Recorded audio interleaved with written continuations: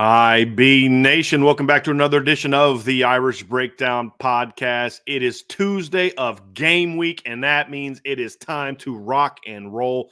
Diving into this breakdown of Notre Dame versus Texas A&M, that's Trevor Trowbridge, a new staff writer at Irish Breakdown. I'm Brian Driscoll. And Trevor, we are going to take a deep dive into the Texas A&M Aggies today and this matchup with Notre Dame from a lot of different points of view. We'll begin the show with the what's at stake for Notre Dame, and then you and I on Thursday will go over our keys to victory in the game, and then we'll make our predictions for Notre Dame, Texas A&M. Saturday, and you're going to be on the post-game show on Saturday? Sure will. And then Sunday, Trevor's life will never be the same because he is going to get married on Sunday. So it's a very, very big week for Trevor. I'm not sure which day is bigger. In case your fiance is listening, Sunday's definitely more important, but Saturday is a very close second. Big game for Notre Dame, Trevor. And, man, we've been waiting all off season. That's one of the nice things about having a big game in the openers. You have something to look forward to all off season. You know, we're not looking forward to Navy or Tennessee State. It's right away Texas A&M, which means we are going to start to learn a lot about Notre Dame from the get-go. I'm excited about this game, man. So am I. I can't echo it enough. I feel like, you know, when you're a little kid and you're growing up and it's the week of Christmas, it's like December 22nd. That's where I'm at right now. Big week. Very excited for the wedding on Sunday. Luckily for me, it didn't turn into a big fight, but I told her last night I'm more nervous for the game because I know what the outcome of the wedding is going to be. Right. Fingers crossed. Control the controllables, man. Control 100%. The controllables. Yep, 100%. Absolutely. Well, we're excited for you, and you know, going to be a little different. You know, you're a guy. You don't have to change your last name or anything like that, so that'll work out for you. But you know, this game, Trevor, is a big one for Notre Dame. Reminder: tomorrow I'll do the midweek rundown. Thursday, keys to victory predictions. Friday, I'll have a special show. Saturday, post game show. Trevor will go live with Vince, Ryan, and Sean after the game, and immediately dive into what they see from that game. And then Monday, we'll have our Upon Further Review show breaking the game down, because Sunday, I'll be traveling all day Sunday, heading home from Texas, and I'm heading down to Texas on Friday. So very, very excited about that. Going to be a very, very, very fun week, and I have a feeling this week is going to fly by. But today, right now, it's Notre Dame versus Texas A&M preview. Let's get after it. So part one of today's show, Trevor, we're going to look at what's at stake for this game, because the matchup is important, and we'll spend plenty of time on the matchup. But this is a magnitude game for me, and not so much from the standpoint of I think this Texas A&M team is on the same level as Georgia or Ohio State, and I don't mean any disrespect by saying that they're not. Just like Notre Dame is not on the level of those teams either, because you have to prove that and get those wins with some consistency. You know, A&M has a win over Alabama recently, just like Notre Dame's got a couple wins over Clemson. They've played those other teams tough. They're not on that level. So this isn't a beat A&M and now everyone's going to fear you like Georgia's going to fear you and Bama's going to fear you. But it doesn't mean that there's not some big statements to be made regardless. And you just look at the Notre Dame fan base and how many Notre Dame fans think they're going to lose this game, think that this is the kind of game that Notre Dame has struggled with in the past, which I think is very debatable if this constitutes the same as the Clemsons and the Ohio States and the Georgias, but that's a different conversation for a different day. But the reality is, as you look nationally, I'm watching national shows and I'm seeing very few people pick Notre Dame. I'm seeing Notre Dame fans that think this is going to be some hard game. And there's a lot of different reasons for it. A&M's an SEC team. They're a Southern team. Notre Dame's, you know, has often not played well in big games, all these different type of things. This is an opportunity to some degree for Notre Dame to earn a statement win and say, hey, look, what you think we were, we are no longer. And this doesn't end all that conversation, but it certainly quiets some of it to a degree, at least outside of SEC country. It takes Notre Dame a step in the right direction. So I definitely agree with what you're saying. To me, this is a big perception game, and it changes what the national media might think about Notre Dame. I think a lot of times people will look at a program for who they've had and iconic players that they've had in the past. I'm sure I, along with a lot of other people in the chat across the country, you hear Texas A&M, you think of Johnny Manziel. You hear Texas A&M, might think of Jimbo Fisher. And you have these marquee guys that come in and try to change the trajectory of a program. Compound that with them being in the SEC, and you compound that with, they're playing Alabama year in and year out. They're down south playing that kind of ball. And whatever the narrative has been against Notre Dame over the last couple of years of Notre Dame doesn't win those big games. I think that the name Texas A&M is carrying more weight than the actual strength of the opponent. Again, no disrespect to Texas A&M. I love Mike Elko, love what he did at Duke. I think he's going to do the same things with Texas A&M and turn them around, which I know we'll dive into later. But to me, this is a changing of the perception of Notre Dame football. Yes. I think the part that you hit on, and again, this is going to come across like we're downplaying A&M, but it's really not. It's about putting into proper context what this game means. And this is a big game for Notre Dame. But it also is more of a perception win than it is a win that's a giant needle mover. And you said it, this is a step in the right direction. This is not the same as beating Bama and beating Georgia. That still has to come. But I do think this kind of game can put a dent into the perception that you have, or it can solidify the negative perception that people have of you if you don't win. Because you can't be talking about Georgia and Bama and Ohio State if you can't beat Texas A&M. Right? It's like you got to do this. Like I've said in the past, like you want to be considered the top program in the country, you got to be at least the top program in your region. And right now they're not. They were second, now they're third. They were second behind Ohio State, now they're third because Michigan passed them up last year when they won a national championship. And so that's where Notre Dame is. That's the opportunity. Is it's gonna sting one direction or another. Notre Dame doesn't have a whole lot of momentum on the recruiting trail. That's a part of it, which we'll get into in a little bit. But this is big picture is an opportunity for Notre Dame to send a statement. And winning is the most important thing, right? And I don't care, Trevor, if they win 10-9, get that W and then go on a roll against a schedule that's far more manageable. The second part of it is like, okay, if you can win and look good doing so, even in a competitive game, like there's a way to win ugly and then there's a way to win well, even if it's a competitive game, because it's two really good football teams going back and forth.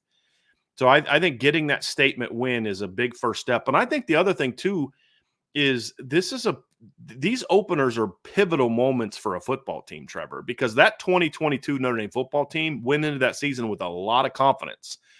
And I felt they played Ohio State very hard. They battled Ohio State for 4 quarters, but they just weren't good enough to beat Ohio State. And so what that then happens is now you're kind of shook. You put all this emphasis all offseason on this one game, and then you lose it, and it can be hard to recover from that game. And we haven't talked enough about that. That is partly why they lost to Marshall that next week, is because of that letdown from that moment. And so you've got an opportunity here to have that happen again, or to be that giant final confidence booster. And if you look at all the great Notre Dame teams in the past, they had that big win that kind of vaulted them into that level of success. I mean, you look at 1988, they had a couple of those wins. Obviously, you beat Michigan in the opener. That was your second win over Michigan in a row. But then that Miami game on October 15th was the game that really vaulted Notre Dame into sort of that echelon of, hey, we know we can beat anybody. So when they went to play USC at the end of the year, that was no problem. I mean, it's like USC, shoot, I'm not worried about USC. We beat Miami. And then you've seen it again in other years too. I mean, 1993, we saw a similar situation where you have that big win that can kind of vault you into a stratosphere that maybe you thought you could be good, but then that kind of win really makes you believe. And in 1993, Notre Dame goes on the road and beats number 3 Michigan, that year. Well, Notre Dame had some issues with Michigan in the previous years. They tied the year before. Michigan beat them by 10 the year before that. And so 1993, you go on the road and play them in a place where they beat you by 10 2 years before. Desmond Howard has this Heisman moment against Notre Dame and all that. You beat them in that game, and all of a sudden that Notre Dame team had a ton of confidence, and that's what propelled them to then being able to beat Florida State down the road. 2012 is another example. You go out there and that team, in 2012, Notre Dame had some good moments in 2012, but I don't know that they looked like world beaters at the beginning of that season. Obviously, the Navy game was impressive, but then, you barely beat Purdue in week 2. You go on the road and beat Michigan State that week 3. They ended up not being a very good team. You beat Michigan in week 4. They weren't very good. Very ugly win. You had a great win over Miami, a blowout win over Miami. They weren't that good. That Stanford game is what changed that football team. By beating Stanford, you now felt we can beat anybody, because if you remember, Stanford had dominated Notre Dame the 3 previous years. Mm-hmm. And you need that kind of win. 2018, beating Michigan in the opener. Once they beat that team was just like, we're not losing anybody. Like, this is it. And I feel like this game can have that mentally and emotionally for this Notre Dame football team, where you go on the road, you beat that perceived team, because you and I could spend all day talking about, well, they're not this or not that. But in the eyes of the Notre Dame players, this is Texas A&M, man. This is SEC football. We're going to go down there and we're going to show what we are. And if you can get that win, now all of a sudden you're like, bring on anybody at this point in time. And that's another big point of what's at stake in this game, Trevor. Or you lose the game, and now are we really as good as we thought we were? Are we really that kind of team? That's human nature, and that's another big part of this football game. A lot of times players will evaluate themselves the same ways that we do. So much like us sitting back and talking about how we're ready to watch them play, we're done with the speculation, we're ready. Marcus Freeman said yesterday that he feels like you spend 300 days preparing for 12 guaranteed opportunities. Going out to a place like Texas A&M down in College Station, you almost get the affirmation that you need as a player when you know you've been told all offseason, all spring, all winter, all summer, leading into fall camp, you guys are good enough to compete with these guys. You guys are good enough to beat these guys, any team in the country. And sometimes for players, I think you need to see it happen. And I think that's where they're at right now. There's another storyline to this too. And part of the interesting following this game from and I'm not even talking nationally. Some of the most dismissive of Notre Dame's chances I've seen are coming from Notre Dame fans. And part of it from that crowd is how good Mike Elko is. And I agree. Like, Mike Elko is a heck of a coach.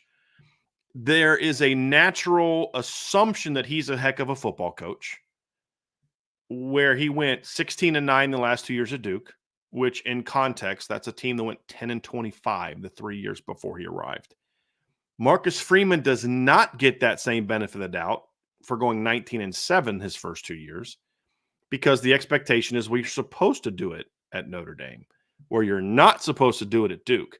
So I think there's another aspect to this game as well for Notre Dame, and that is Marcus Freeman. This is a statement game for Marcus Freeman. And let's be honest, there's a contingent of Notre Dame fans that at one point in time wanted Mike Elko to be the next head football coach at Notre Dame when Brian Kelly's tenure was over. Now, that was before Marcus Freeman arrived, but there was that. And so it's like, well, you're in year 3, he's in year 1. He almost beat you last year with Duke players, which I think some people are not giving Duke enough credit for the NFL talent they did have last year.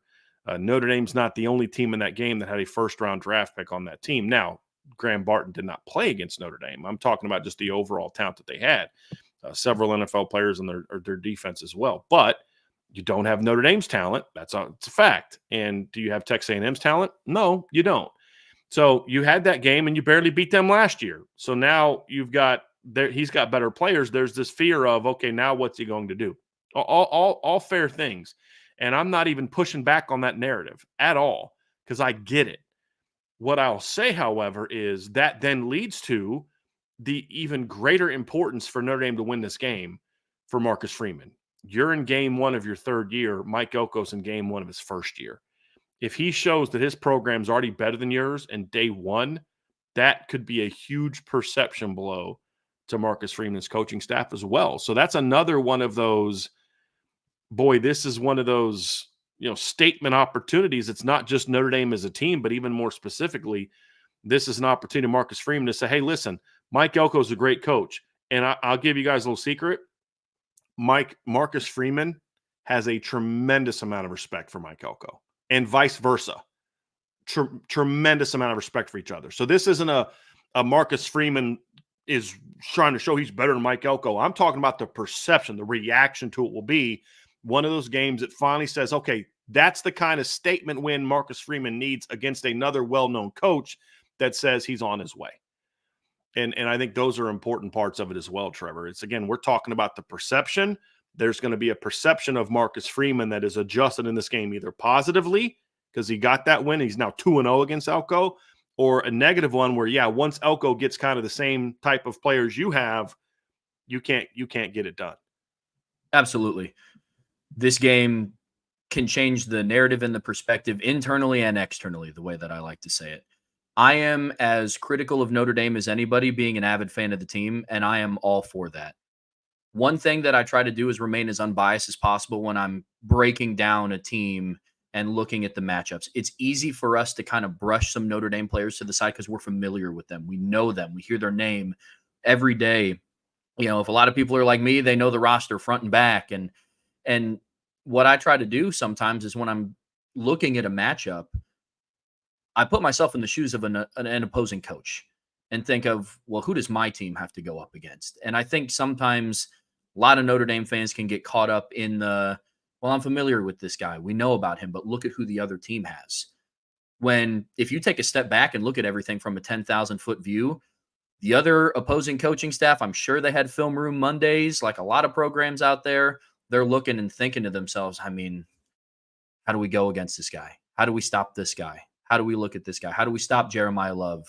How do we stop Mitchell Evans? How do we pass against Benjamin Morrison and Xavier Watts? So in that, I think that if Marcus Freeman can come out and not only get a win, but have a statement win, that's going to propel a lot of things forward internally and externally.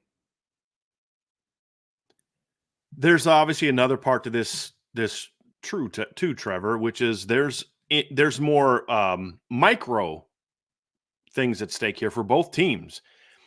For Texas A&M, this is the kind of win, if you can get this type of non-conference win, a 10-2 regular season may be enough to vault you into the college football playoff. And when you look at Texas A&M's record, when you look at Texas A&M's schedule, I think if they can beat Notre Dame, they have a shot to be a 10-2 football team. You look at the rest of their slate, they've got Florida coming up in 2 weeks. I have to think if they're good enough to beat Notre Dame, they'll beat Florida in 2 weeks. You have Arkansas on a neutral field. That's a rivalry game. You get Missouri at home. You're at Mississippi State. You get LSU at home. You're at South Carolina, home against New Mexico State, at Auburn, home against Texas. There is absolutely at least 9 wins in that slate if you also get a win in the opener against Notre Dame. And 10-2 with a win over Notre Dame might sneak Texas A&M into the back of the college football playoffs, which would be huge for Mike Elko in his first season at Texas A&M. And for Notre Dame, the same thing is true. You don't have a lot of marquee win opportunities in this game if you're Notre Dame. You don't.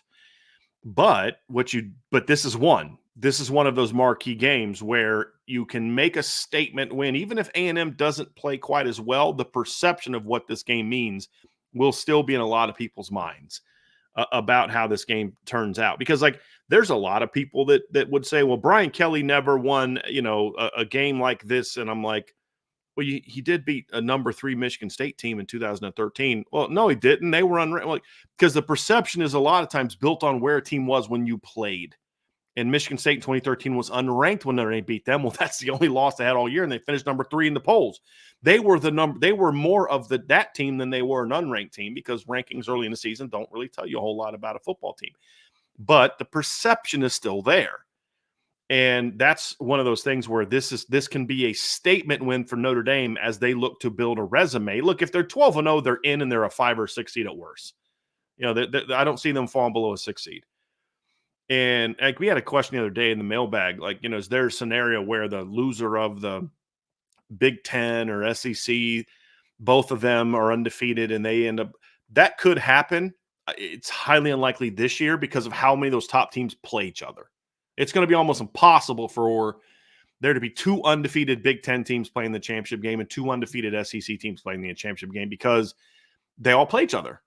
To some degree, there's just so much, of mixing of the schedules. So you're at worst a 6 seed if you're undefeated. An 11-1 season to me still definitely gets Notre Dame in. I don't think there's any doubt that 11-1 Notre Dame is in, but the seeding could be a little bit shakier. You could fall down to an 8 and then host a 7 or 8, host a playoff game, and now you've got to play one of the big boys in the quarters, Ohio State or the Big Ten or the SEC champ, or even worse, you fall down to 9 or below, and now you've got to go on the road in the first playoff game. So, a game like this, a statement win like this, is going to boost your profile, and it's going to boost your resume when you look into getting into the playoff, number one, and then seeding into the playoff when that time comes as well.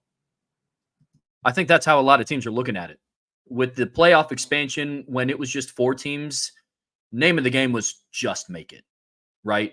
I think now for a lot of teams that are in the same realm that Notre Dame is, similar teams that have, a recent history, call it over the last 5-6 years. I'm talking the Notre Dames of the world, the Penn States of the world. Not only are they fighting for just to make it, they're fighting for home field advantage in the first round of the playoffs. Based on how the bracket breaks down, there's a coveted spot for that 5th seed, because things kind of just start to work out in your favor throughout the playoffs, But I do think that with Notre Dame and the level of experience that they have coming back, with this game, like I said before, it's a step in the right direction. But I don't think the narrative for them internally as a team is, let's just hope we make the top 12, guys. It is, we are gunning for 5, 6, 7 at the worst.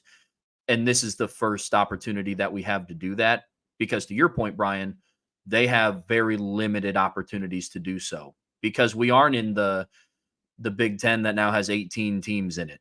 We do not have the luxury of playing Ohio State, Oregon, Washington, Penn State in the same season. So we have to make do with the opportunities that we have. The final piece to this is recruiting.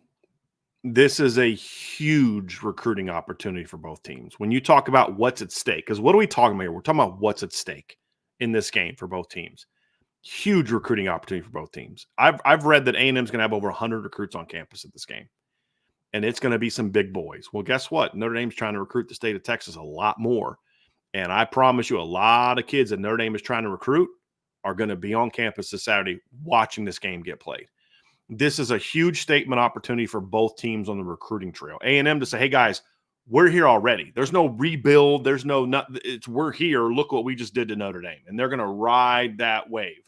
For Notre Dame, it's, hey, Texas boys, look what we just came down and did. This is why you got to be a part of it. And if they're going to win, there's going to be some Texas kids making an impact in this game. When you look at like Jadarian Price and Jaden Greathouse and players like that, there's going to be a Texas flavor in this game. You're going to be able to point at the 2 deep and say, hey, look how many guys from Texas we already have in the 2 deep, and we just kind of really started recruiting that state. And so those are all parts of it too. I'm actually pulling up Notre Dame's depth chart right now. You have Jadarian Price, who's from Texas. Keidron Young's from Texas. Jaden Greathouse is from Texas. On the offensive side of the ball, you've got Leonard Morris from Texas. On the defensive side of the ball, he's already in the 2 deep. So you've made an impact in that state in the last couple of years, and now they're going to say, hey, look, this is why. Look what you can do. Come be a part of what we're trying to do here. And so from a recruiting standpoint, Trevor, this is a huge opportunity for both teams. It really is. And I would say especially for Notre Dame, because for A&M, like I honestly feel this, and I know that A&M fans will not agree with this at all, but this is what I believe. A hard-fought 4-quarter last-minute loss to Notre Dame is a moral victory that A&M can use on the recruiting trail. Hey, look, we battled Notre Dame. They're in year 3. They're a top 10 team. We're just not there yet. That's why we need you. Notre Dame can also use that kind of win, but if the real statement, like Notre Dame can only benefit from this in a recruiting standpoint if they win. A&M just needs a competitive game where they look like they're almost there. Notre Dame needs a win. You lose this game, it's a big black eye on the recruiting trail, in my opinion, especially in the state of Texas. You win this game, and it could continue to open up the doors that the staff has already opened up. That's another part of this that I think is very important and very important to look at. When you look at it from Notre Dame, really trying to make a splash in recruiting the state of Texas. There's more of a narrative you can spin if you're Texas A&M. If you lose this game to the 7th ranked team in the country, you can say, hey, look, this is why we need you. This is where you would fit in. This is what you can come be a part of. Because regardless of the outcome of the game for Texas A&M, you can sit there and say, look who's here from 9 a.m. to noon. College game day was parked right outside. Night environment, sold out crowd. This could be you. And for Notre Dame, the narrative is more of a win is good. I agree. Obviously, win is great. But if you eke out kind of that 13-10 win, it's going to be a little bit harder to sell against Texas A&M saying, hey, you're the person that we need to put us over the top, versus Notre Dame saying, see, we won, come play for us. So I think more of a statement win will come and say, hey, listen, I know what the narrative is down south here in SEC country. I understand that this is where all the top recruits want to go to play SEC ball and play down in Texas. We're building something special up north, and you could contribute to the next national championship that we're bringing in,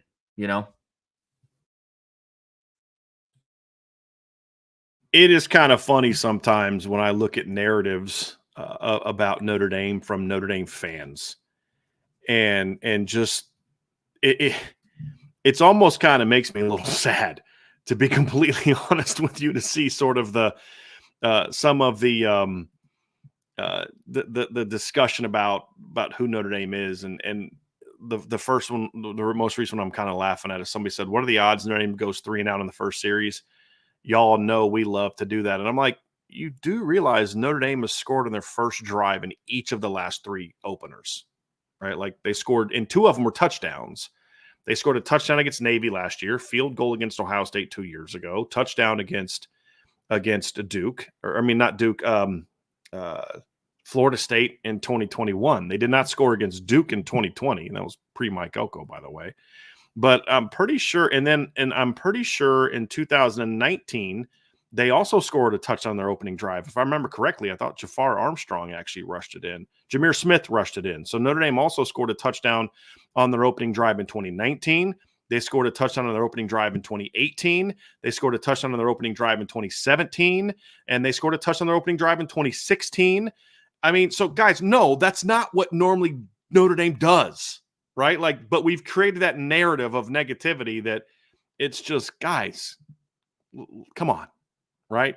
Come on. So, but again, that's the perception, because if I could tell how many times I've seen from Notre Dame fans in this chat, this very chat, about how Notre Dame doesn't win games like this, I want to pull my hair out.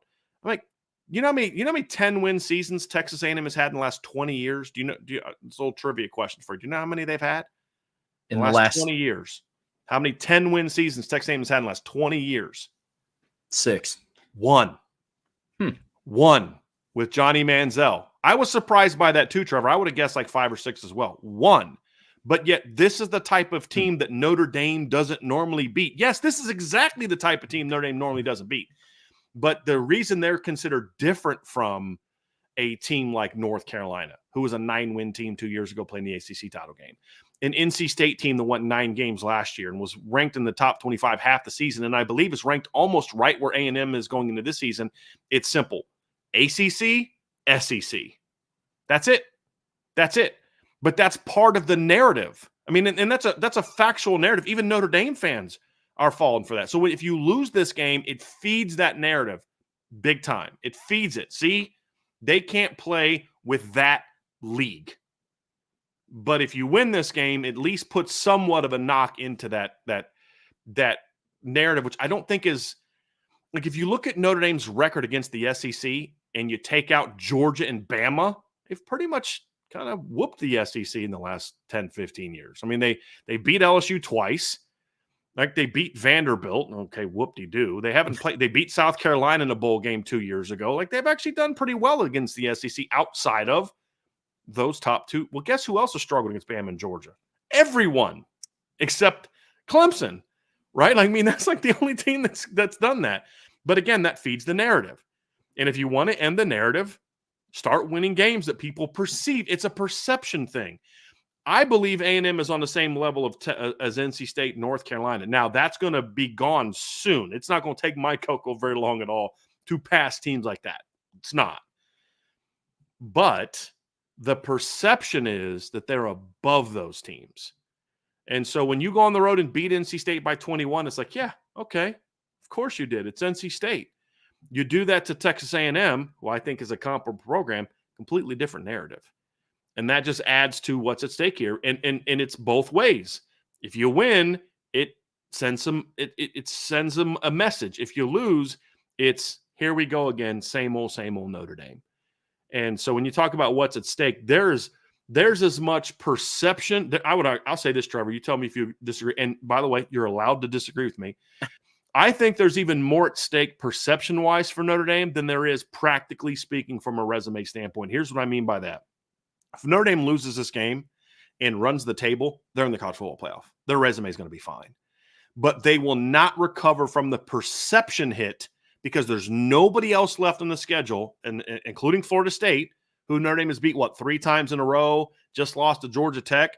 That perception's out the window. You beat USC at the end of the year. So what? They will have had a couple losses. You've beaten USC X amount of times. This is the only win on the schedule, in my opinion, or the only game on the schedule that changes the narrative about Notre Dame, even more so than what it could do for your resume. Will be fine if you run the table. Resume will be fine. The perception hit will not recover until you have to get in you're going to have to win some postseason games against teams from this league or the big boys in the Big Ten, Ohio State, Oregon, Michigan, Penn State, for you to be able to recover from the perception hit. I think that is absolutely on the table for Notre Dame because I mean, you tell me what's the game that Notre Dame could win the rest of the table that changes the perception that they don't win games like this? None outside of this one. I know I'm at the liberty to disagree with you. I won't on this topic because I'm pretty aligned with you here, man. And the reason why I say that, there will be some maybe perception internal, like, we play Louisville, it'll be nice to beat them. But national media is not going to look at that and say, hey guys, this Notre Dame program's legit. They just beat Jeff Brom in Louisville. I'm with you with Florida State. The perception of them, unfortunately, has already changed after week 1. You and I have talked about before, despite the fact that we think that Georgia Tech is going to be a pretty darn good football team this year, when you're unranked and you beat the number 10 team in the country, unfortunately for Florida State, you're just going to get looked at under a different light for the rest of the year, regardless of what you do. Even if, and I don't think that this will happen, even if they come into South Bend and beat Notre Dame on November 9th, the thing that's going to be lingering over their head is, yeah, but you remember what happened in Ireland in week 0? So I do agree with you. I look at this game the same way that I look at the LSU Texas game from 2019. It's kind of a deep cut, and no, I'm not comparing this Notre Dame team to that Joe Burrow LSU team. But if you remember, early in the season, LSU played Texas at Texas, and it was a top 10 matchup. I think Texas was ranked 9th. I think LSU was ranked 6th. And that was the game that they were like, okay, LSU's here to play. They are legitimate. They might win it all this year because they look great doing it. And they ended the year, Texas did, going 8-5. They were 5-4 in their conference in the Big 12. So to your point, I think that this game will do significantly more for Notre Dame from a perceptual standpoint than it will applicably. Because if Notre Dame runs the table and wins 11 straight, including a probable ranked win over Florida State, assuming that they can keep their head above water up until November 9th, and beating USC and beating Louisville, who knows what's going to happen with Georgia Tech down the road. I think that it would damage Notre Dame's perception more if they lost this game, opposed to how it would happen applicably. I want to answer a question that's being raised in the chat here real quick, Trevor, but this mantra about Notre Dame always going 3 and out to start games, again, is just very easy to disprove. Notre Dame scored first on, I believe, 8 games last year, scored in their opening drive. They went 3 and out twice. One of them was a 3 and out fumble. It wasn't even a punt. They went 3 and out punt once last year. Once. They had some turnovers, but this again, this is the narrative that gets created amongst, again, Notre Dame. This isn't even a Texas A&M fan jumping into the chat. This is a Notre Dame fan that's jumping into it and making an emotional argument that has zero basis in fact. Why? Because it's the perception of Notre Dame. And that's why games like this are so important, Trevor, is you've got to change the narrative. You want to change the narrative, go down there and win this football game. And I don't care if they go 3-0 in the first series or not, is win the football game. That's all I care about. And that's what's at stake. It's at stake perception-wise, recruiting-wise, and then, of course, resume-wise. That's what Notre Dame has at stake for this game. And we'll get into part 2 here in a second. We're going to talk a little bit about recruiting because, again, it's a perception thing that I think is very interesting, Trevor, that sometimes I can even fall for some of those things and some of those narratives. But when you study the rosters, it tells you a little bit of a different story. So we'll dive into that next. But before we do, folks, hit that like button, hit the subscribe button, hit the notification bell, share this podcast, give us a 5-star review. If you've not done so, sign up for the message board at boards.oursbreakdown.com. You're definitely going to want to check that out. We're going to have some fun stuff coming up here over the next couple of weeks as we get into some breakdowns and some different aspects of it. So check that out, boards.oursbreakdown.com.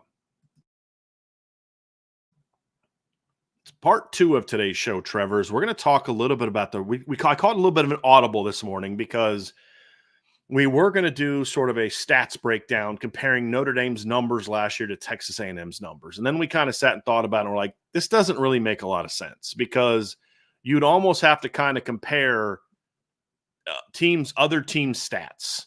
And then, because you've got 3 new coordinators for these teams. You've got a new D coordinator and offensive coordinator at Texas A&M. And then Notre Dame's got a new offensive coordinator. So am I going to say, okay, well, Notre Dame's stats to use are LSU's and so we're going to compare the Jaden Daniels, Malik Neighbors, Brian Thomas stats to what Duke's stats last year, and then we can compare Texas A&M's, Kansas State's offensive stats to Notre Dame's.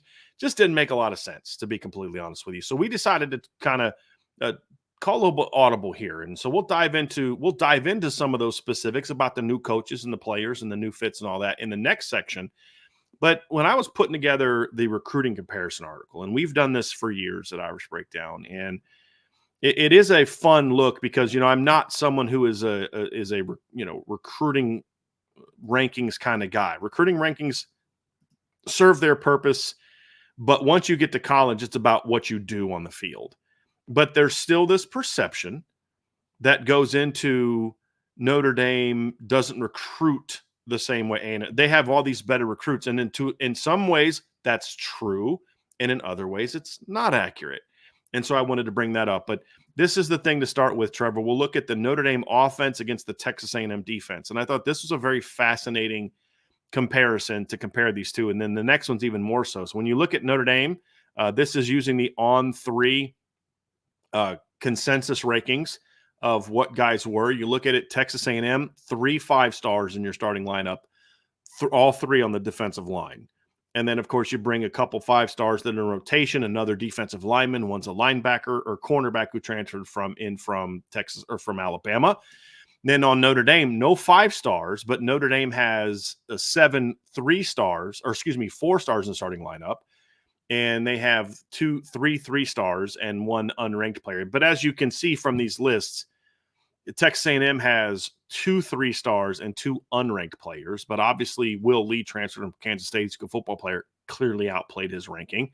Torian York, who's one of the better players for Texas A&M, is ranked as a number 837 player. He's outplayed his ranking, just like Riley Leonard has and Ashton Craig has to a degree. So, but it was an interesting look at this matchup because from a recruiting standpoint, where Texas A&M is strong, Trevor, plays right into the perceived biggest weakness for Notre Dame heading into the season, which is the offensive line. So I think this right here is where a lot of the angst understandably comes from for Notre Dame fans, is looking at that ranking.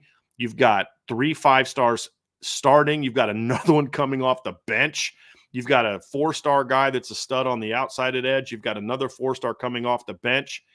And then you look at Notre Dame, and there's no, outside of Emil Wagner, there's nobody that's like blows you away from a recruiting ranking standpoint that makes you think that guy is going to be a stud like a Charles Jagasaw.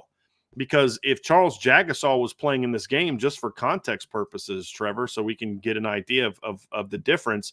If Charles Jagasaw is playing in this game at left tackle, instead of having a guy that ranks as a 4-star number 265, you'd have a guy that ranks as a 4-star number 53. And now you'd have 2 top 100 guys in the D line. And there's just this perception of, okay, now you're better prepared to handle that really talented offensive line because you have a talented offensive line. And that's what makes this this recruiting comparison kind of interesting, because when you look at A&M, it's some really good at the top and then a big drop off to some really low rankings at the bottom, where Notre Dame is more of like everybody except for Faison's kind of in the top 500 area. And I thought this part was, it's not as fascinating as what we're going to see on the other side, but I thought this ranking was kind of interesting to look at. I'm happy that you pulled this up, especially coming off of our talk about perception. I might not be the best person to talk to when it comes to recruiting. I have a little bit of a different lens that I look through when I look at 4 stars, 5 stars. I don't think, and this could be wrong, but the way that I look at it is I don't take a 5-star recruit and automatically think that throughout his collegiate career, he's going to be better than any 3 or 4-star. The way that I look at recruiting stars, I view it as they are more ready to play quicker when they get to campus, I guess, if that makes sense. That's how I evaluate stars in recruiting.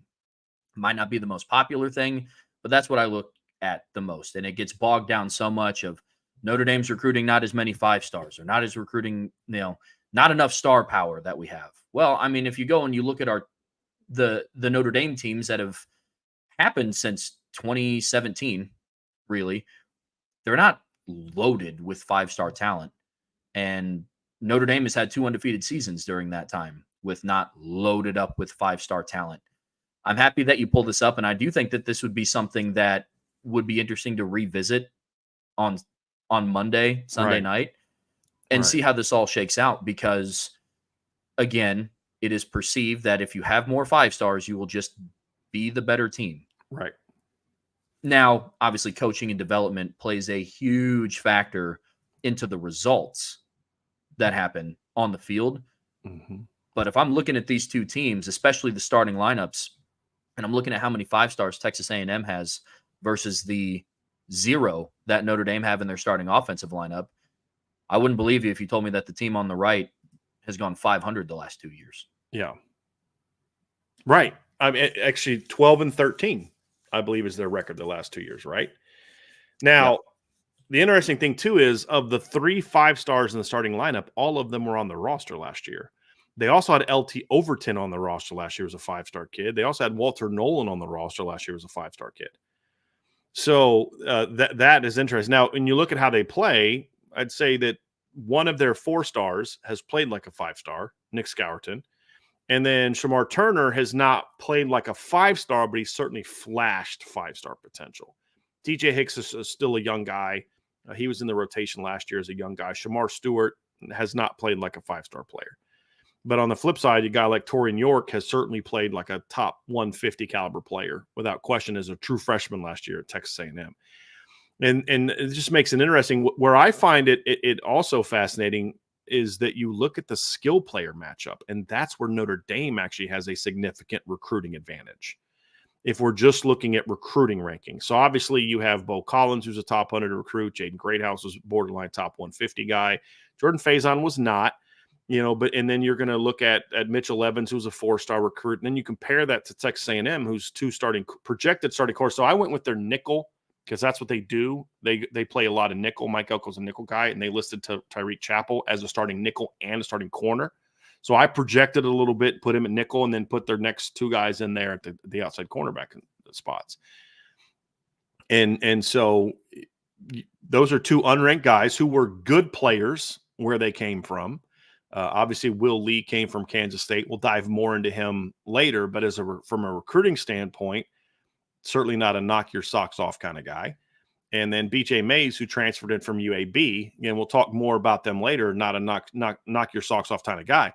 The matchup between Notre Dame's top 100 to 200 receivers and their top 100 running back is more of a mismatch on paper than what the Notre Dame O-line against the Texas A&M D-line is on paper. because you're talking about guys to not be ranked. That means you're not even in the top 1,500 minimum to not even be ranked. And, Notre Dame's offensive line, they've got some guys that are ranking the 400 or 500s. They got one other guy that's top 300 player, two other guys that are top 150 players against A&M's highly ranked guys. Notre Dame's highly ranked 4-star players. And all 5 of Notre Dame's running backs were 4-star players, all 5 of them. And 2 of them were top 100 recruits, because I could have thrown Devin Ford on here and really skewed the numbers a little bit. I could have thrown Cam Williams on here as a top 50 receiver if I wanted to skew the numbers a little bit, but I'm trying to focus on who's going to play. And Notre Dame obviously is going to throw a lot of former 4-star recruits at a secondary that doesn't have a lot of former 4-star recruits in its starting lineup. Now, you have some coming off the bench potentially, but in the starting lineup, there appears to be a recruiting mismatch, which is, again, why you don't look at recruiting in that standpoint, but it does make it very interesting for all the people focusing on the recruiting mismatch up front. There's just as big of one, if not more so, on the other side. Paints almost a completely different picture than in previous years, which I find fascinating. Yes. You meaning like it used to be Notre Dame stacked up well in the trenches, but they were at a disadvantage on the perimeter. Yeah. If you were to go out and ask anybody who would have a better matchup, Notre Dame wide receiver core versus an SEC secondary, I'm pretty sure it'd be the resounding SEC secondary. But based on what is on paper here, it's a little different. Now, same question. If somebody were to ask Notre Dame is O-line who do you think stacks up better, a Notre Dame offensive line or a 500 level SEC team? Answer would probably be Notre Dame. And in this instance, they're wrong too. Well, I actually think the answer to that would be it's going to be close, because even middle of the road SEC teams recruit high level defensive linemen. I mean, it's like Mississippi. Remember that year Mississippi State had like Jeffrey Simmons and Martez Sweat on the same D line? It's kind of like everybody in the SEC is trotting out NFL defensive linemen. The perception, however, would be, but Notre Dame is going to stack up because they're going to have a bunch of future first-round draft picks on the offensive line from a recruiting ranking standpoint. Well, that hasn't been the case. And that's always been true. I mean, Ronnie Stanley was not a top 100 recruit. Mike McGlinchey was not a top 100 recruit. Zach Martin wasn't a top 100 recruit. You've had some. Robert Hainsey was a top 100 recruit. Quentin Nelson, except for ESPN, was a top 100 recruit. Tommy Kramer was, Liam Eichenberg. But for the most part, it hasn't been that way. But that's what the perception would be, which makes this a very interesting matchup. Let's go to the other one and look at this from the other side of the ball here and focus on the Notre Dame defense against the Texas A&M offense, because this one is a mismatch as well on the other side. So on paper, I do think you give the advantage to A&M, more 5 stars, same number of non-4 5-stars, right? 4 to 4, both 3 or lower. And then obviously A&M has more top 100 players in their starting lineup, which is 4 to 3. It's not the big advance people think, 4 to 3, but they have 3 5-stars to none for Notre Dame. Defensively, Notre Dame has the advantage from a recruiting standpoint. So Notre Dame has 9 4-star players in their starting lineup. Notre Dame's defensive line throws all but 2 players, I believe, at teams that were 4-star players. And I didn't even include Bryce Young, who's a borderline top 50 recruit, who will play in this game because I kind of ran out of room, to be honest with you. And so, and then one of your 3 stars is a guy with 20-plus career tackles for loss and 14.5 career sacks, and R.J. Oben. And your other 3-star guy, and Jack Kaiser, is going to be a 4-year starter at Notre Dame.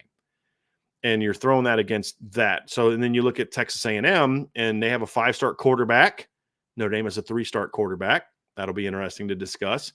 They have 3 top 100 recruits overall, 2 of them in the backfield. And then you have Chase Basantis at left guard. Outside of that, they have as many players that rank outside the top. Actually, let me put it this way.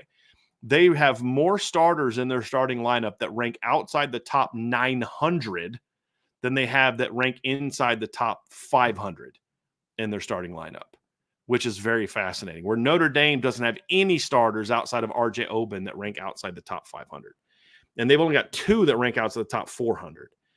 And so that makes it very interesting. But then you look at the depth chart, and there are some 4-star receivers that come off the bench, but they're not in the starting lineup. So this one is on the opposite side. which is this is an advantage for Notre Dame. A&M, again, has more top 100 players, but Notre Dame has way more of the overall depth of talent. A&M better at the top, Notre Dame more depth of talent, and A&M has more guys in the bottom of the starting lineup. So I thought this one was very interesting. And then, again, it's the same thing. The matchup up front is Notre Dame advantage, but not by a ton. The on-paper advantage for Notre Dame is skill players. Once again, it's skill players because all of Notre Dame's projected starting lineup in the secondary are 4-star recruits. And obviously, Benjamin Morrison and Xavier Watts have far outperformed their non-300 top 300 recruiting rankings coming out there. But that's another interesting aspect of this matchup too. I agree. And one of the things that gets me the most excited, strictly just looking at this Notre Dame side, your two lowest starred ranking players in the starting lineup are two of the oldest guys. Talk about depth and you talk about recruiting and building up the pipeline. Some of the youngest players are some of the highly recruited players that we have on defense coming off the bench, which is crazy, right? I think that when you look at the star rankings and where everybody is ranked in terms of top 400, top 300, and where they've been at in college football, it makes a lot of sense why Notre Dame's defense has been so good. One of the things that they get a lot of praise on is they're consistent. Especially last year, they were a very consistent defense for the most part. And it kind of correlates with how many 4-stars we have in the starting lineup, 9. And I like that. I think it is crazy to look and see that our secondary looks on paper, and I do believe will outperform the star caliber of what Texas A&M has. I think the D-line and the O-line will be somewhat of a wash, but I'm going to give the edge to Notre Dame strictly due to experience and the depth at the defensive line. And the players that don't have as much experience are freak athletes. Insert your Bryce Young here, Boubacar, Josh Burnham, who has a good amount of experience, but not as much as a Riley Mills or a Howard Cross. So I do think that looking at these, comparing apples to apples here, I think it paints an interesting narrative that a lot of people, especially nationally, wouldn't think of unless they broke it down and literally looked at this graphic that's up right now.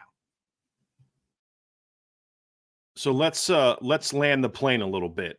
And here's some conclusions from the starting lineups. So if you look at the two teams together and you combine them together, I'm going to pull this up because I believe I had this in my breakdown. Texas A&M has more top 100 players in their starting lineup, 6-4. Notre Dame has more top 150, so that includes 100 plus 150 players, 8-7. Notre Dame has more top 250 players, 10-7. So Notre Dame starting lineup has, 9 and 7. So that's 16 4-star players. And that would be, I believe 5 3-star players and 1 unranked player. And then A&M has, 4 5-stars in the starting lineup, correct? And then they have 5 4-stars. So that's 9 4-star or 5-star players in the starting lineup. Am I doing that math correctly? 5 on offense. No, I'm not doing that math correctly. 5 on offense and 7 on defense. So 12 4 or 5-star players compared to 16 for Notre Dame. So it speaks to what carries the day. Is it the perceived, if they play, let's just say they play to their recruiting rankings to some degree.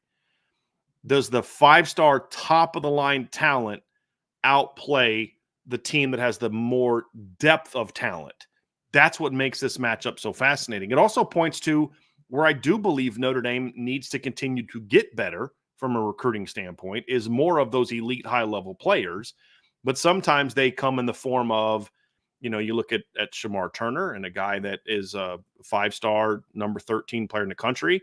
Sometimes they come in the form of a guy like Benjamin Morrison that was a top 342 player, or Xavier Watts, who's the number 341 player, which I ranked both as top 100 players. I'm just saying. But, that's going to be the fascinating standpoint is from a recruiting ranking standpoint, this game is very comparable. Very comparable. In some areas, A&M has an advantage. In some areas, Notre Dame has the advantage. On offense, Notre Dame's offense versus A&M's defense, I think you have to give a slight nod to A&M because of the 5-star level players, the top 100 guys. The other side of the ball, I think, is advantage Notre Dame, which makes this very fascinating and kind of fits to, honestly, to some degree, Trevor, kind of how we perceive the game from a practicality standpoint. Both defenses have the edge over the other team's offense on paper, not recruiting-wise, but just on paper heading in this game, which makes this matchup very fascinating, in my opinion, Trevor. For the recruiting trail for Notre Dame, it has to be an and. To get back to the point that you were talking about earlier, I agree Notre Dame needs more star power, and they need to go get those guys that we can look at the Texas A&M roster and say that they have, right? But it's an and. That doesn't mean don't go and stop hunting after the 4-star, 342nd ranked recruit in Ben Morrison, because look where he turned out to be. He's one of, if not the best corner in college football this year, right? Doesn't mean don't go after the Xavier Watts of the world. So, yes, I agree. Landing more 5-star recruits is going to be what also continues to change the narrative for Notre Dame. But for this matchup specifically, I think it's going to be interesting to see how that plays out, for sure. For Notre Dame, it's can their non-5 stars who have played like 5 stars so far play like 5 stars? Mitchell Evans, Benjamin Morrison, Xavier Watts, Howard Cross, to a degree, perhaps a Riley Mills type of guy breaks out.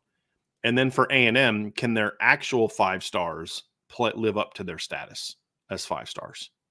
Like that's going to be the very interesting part of this matchup. And what's going to be fascinating, as you said, it's going to be interesting to look back on this after the fact. And like one of the features I'm going to do this year is I'm going to have my stacking up the stats article, Notre Dame run game versus in who has the advantage on paper. And then I'll do a follow-up article kind of like, okay, how it actually played out, sort of a revisited type of thing, which always makes it interesting because the on-paper matchup doesn't always play itself out on Saturdays, which is, why you play the games and don't make decisions based off what Vegas is saying or what recruiting rankings say or whatever else. You play the games. The second part is, this is why I love this game. Because more like I feel like in certain sports, the team with far more talent usually wins. But in football, it's like, yeah, there's a lot of things that go into it when you talk about a team where you're playing 40 dudes every weekend. And that's something I'm looking forward to with this game. So it's going to be a lot of fun. So we're going to get into a more of a detailed breakdown of Texas A&M and the matchup against Notre Dame next. But I thought this would be fun to kind of go through, Trevor. So hold on a second. We're going to get to that part next. Before we go, hit that like button, folks. Hit the subscribe button. Hit the notification bell. Share this podcast. Give us a 5-star review. And if you have not done so, head over to boards.oursbreakdown.com when the show's over, or even in between this next segment, and make sure you sign up for what we got going on at boards.oursbreakdown.com. That is our premium community. There's going to be a lot of things that we're going to put out this season only for that community, including some videos that we're going to record and put out only for that community. So that is, you want to say, what's the true insider part of Irish Breakdown? It's that. Obviously, this is a big part of our community, but that's where you really, really, really are an insider and going to get some stuff that we just don't get anywhere else. So check that out at boards.irishbreakdown.com. So Trevor, let's get into part 3 of our breakdown today, and we're going to look at take a little bit of a deeper dive into Texas A&M, and this is the fun part for me. This is because now this isn't about recruiting rankings or stats. This is about personnel and scheme. And when you look at Texas A&M, I have 2 main thoughts about this team. Number one is I don't believe this team right now today is as good as people think that it is. We'll find out if I'm right or wrong on Saturday night, right, to a degree. It's a good team, but it's not what some people make it out to be. It's not a team that should be a home favorite over a team like Notre Dame. If you were playing NC State, who's only ranked like 2 spots behind Notre Dame, the odds are pretty good that Notre Dame's not favored to lose that game, although I could look at last year's Notre Dame-NC State game and see what the spread was. I'd be curious what the spread was in that game last year. But the point is they are, and we're going to see how it's played out. I don't think they're quite – Notre Dame was a 7.5-point road favorite over NC State last year. who, by the way, was a 9-win team last season. But different conversation for a different day.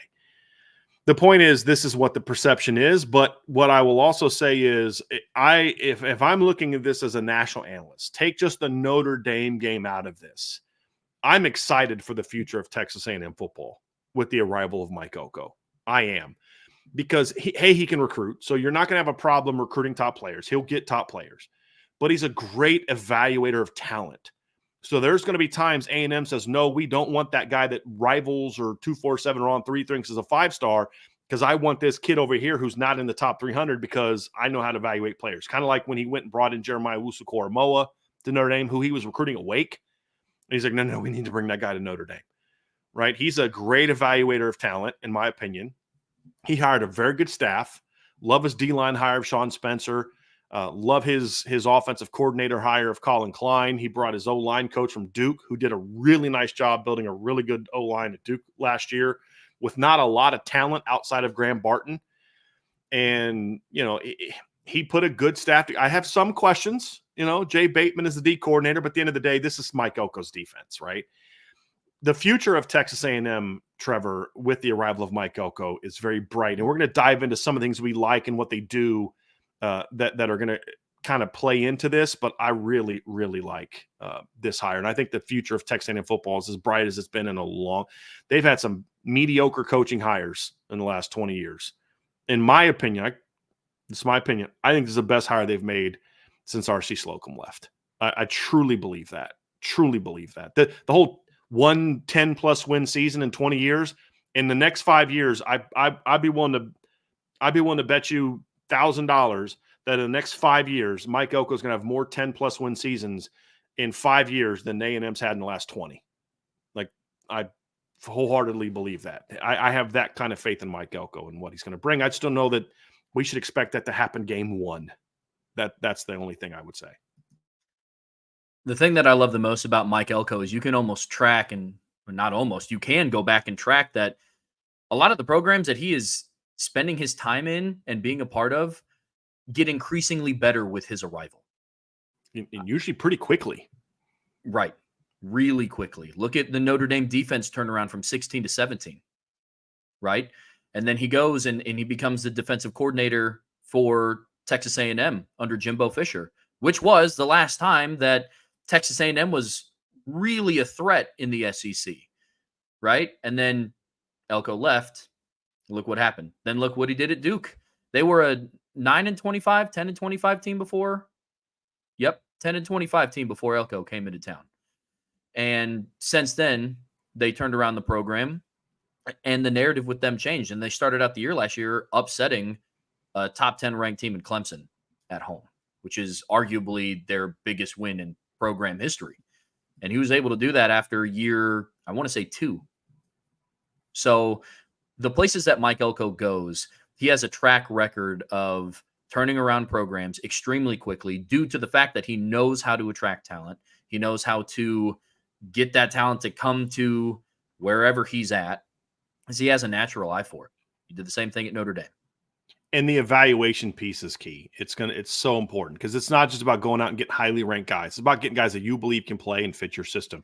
And he has so far has been very good at recruiting to his system. He understands, okay, yeah, that guy's a 4-star top 100 player, but he doesn't fit what we do. So I'm going to get that guy that maybe is not ranked as high. That's going to be a better player for us because of what we do. He very much understands the fit part. Like you look at some of these corners they got in the portal, and we'll talk about that here in a little bit. Not elite players, and not in my opinion, future high round draft picks, but guys that are great fits for what he wants to do defensively. And that's an important part to this whole thing, man. Is it's one thing to be able to get ranked players or talented players, but if you're not getting guys that fit what you do and can thrive specifically in how you run your program, not just schematically, but just how you go about your business every day, it's going to be hard for you to go out and really maximize your success as a program. And that's something that Mike Elko has done a great job of, and why I think that the future at Texas A&M is very bright.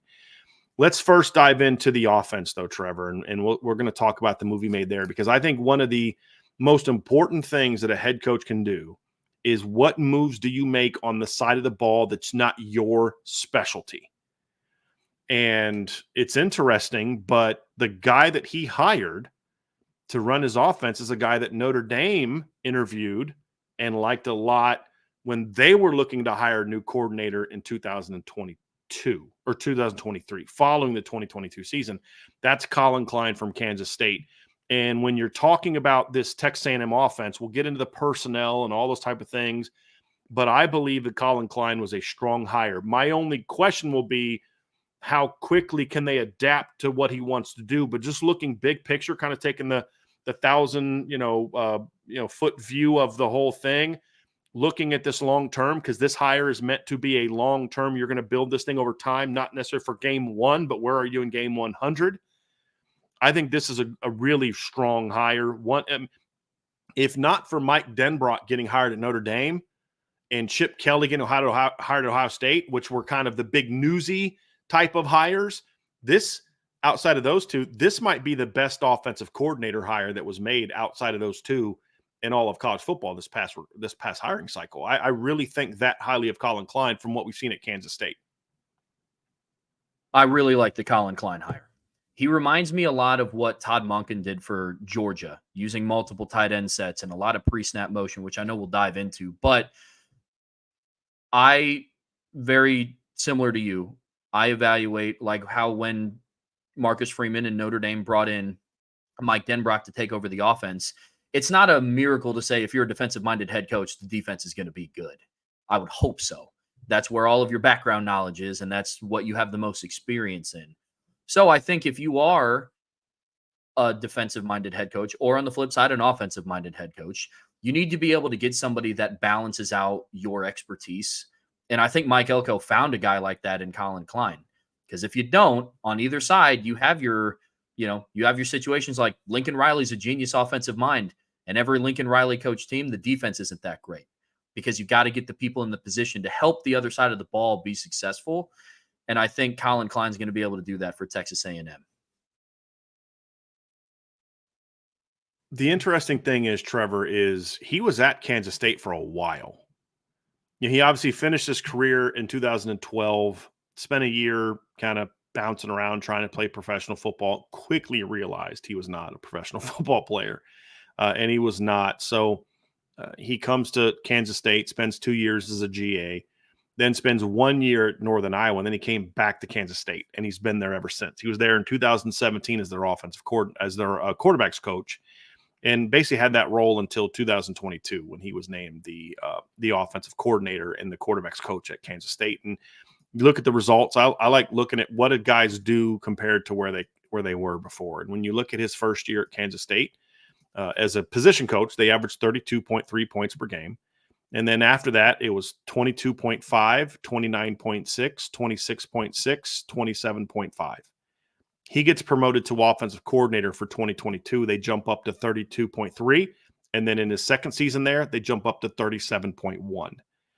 And when they lost games last year, they lost game 27-30 to Missouri. At Missouri, they lost 21-29 at Oklahoma State, 30-33 at Texas, and then 35-42 against Iowa State. They weren't exactly losing games last year because their offense couldn't move the ball in big moments, you know what I mean, against good teams. They lost because their defense wasn't as good as they needed to be in some of those games. But you see an immediate jump in what they did offensively when it was his time to kind of take over and run that offense. And I think that matters. If you look at some other peripheral numbers so his last 3 years as just a position coach, K-State averaged 358.9 yards per game, 5.6 yards per play. The next year they were at 337.4 yards per game, 5.6 yards per play, and then 361.9 yards per game, and then 6.3 yards per play. Jump up to him being in charge. It goes 418.8 yards per game and 6.1 yards per play. So up in yards, slightly down in yards per play. And then they jump up this past year to 445.2 yards per play, per game, 6.0 yards per play. So other than 1 year, much better in a total yards per play and total offense standpoint with him in charge. I mean, noticeable just like that. Now, you had some good players there, but they were doing this with Adrian Martinez and Will Howard at quarterback, who I don't think either one of them are world beaters. They did have a great player in Deuce Vaughn a couple of years ago, but one of the things that I like about Colin Klein is he goes out and loses Deuce Vaughn, who had 1,558 yards in 2022, and loses Adrian Martinez, who rushed for over 600 yards and had 10 touchdowns. Comes out this past year, and their rushing per game average only went down 4 yards, and their yards per play average only went down 0.1. DJ Giddens slides right into it. Trayshawn Ward transferred from Florida State. He's a nice number 2 back. Will Howard's not the runner that Adrian Martinez is, but they used him effectively. I think their first touchdown against Missouri was a read zone from like the 7-yard line where he just read it and they crashed and he jumps out, right? And then they were able to kind of incorporate Avery Johnson into sort of like a role that Tyler Buckner had for Notre Dame in 2021, where he just kind of came in and ran the ball. And so to be able to lose a stud like Deuce Vaughn and then just kind of not miss a beat, score more points, have more yards, still run the football just as effectively, to me, says a lot about what kind of coach he is and the success he's had at Kansas State so far. Very similar to the other side of the ball, where Mike Elko does a great job at finding players that fit the scheme and to execute well. Colin Klein does a really good job at doing that at Kansas State as well. He's able to what he was able to do for Kansas State was get them to a point where they just had to reload.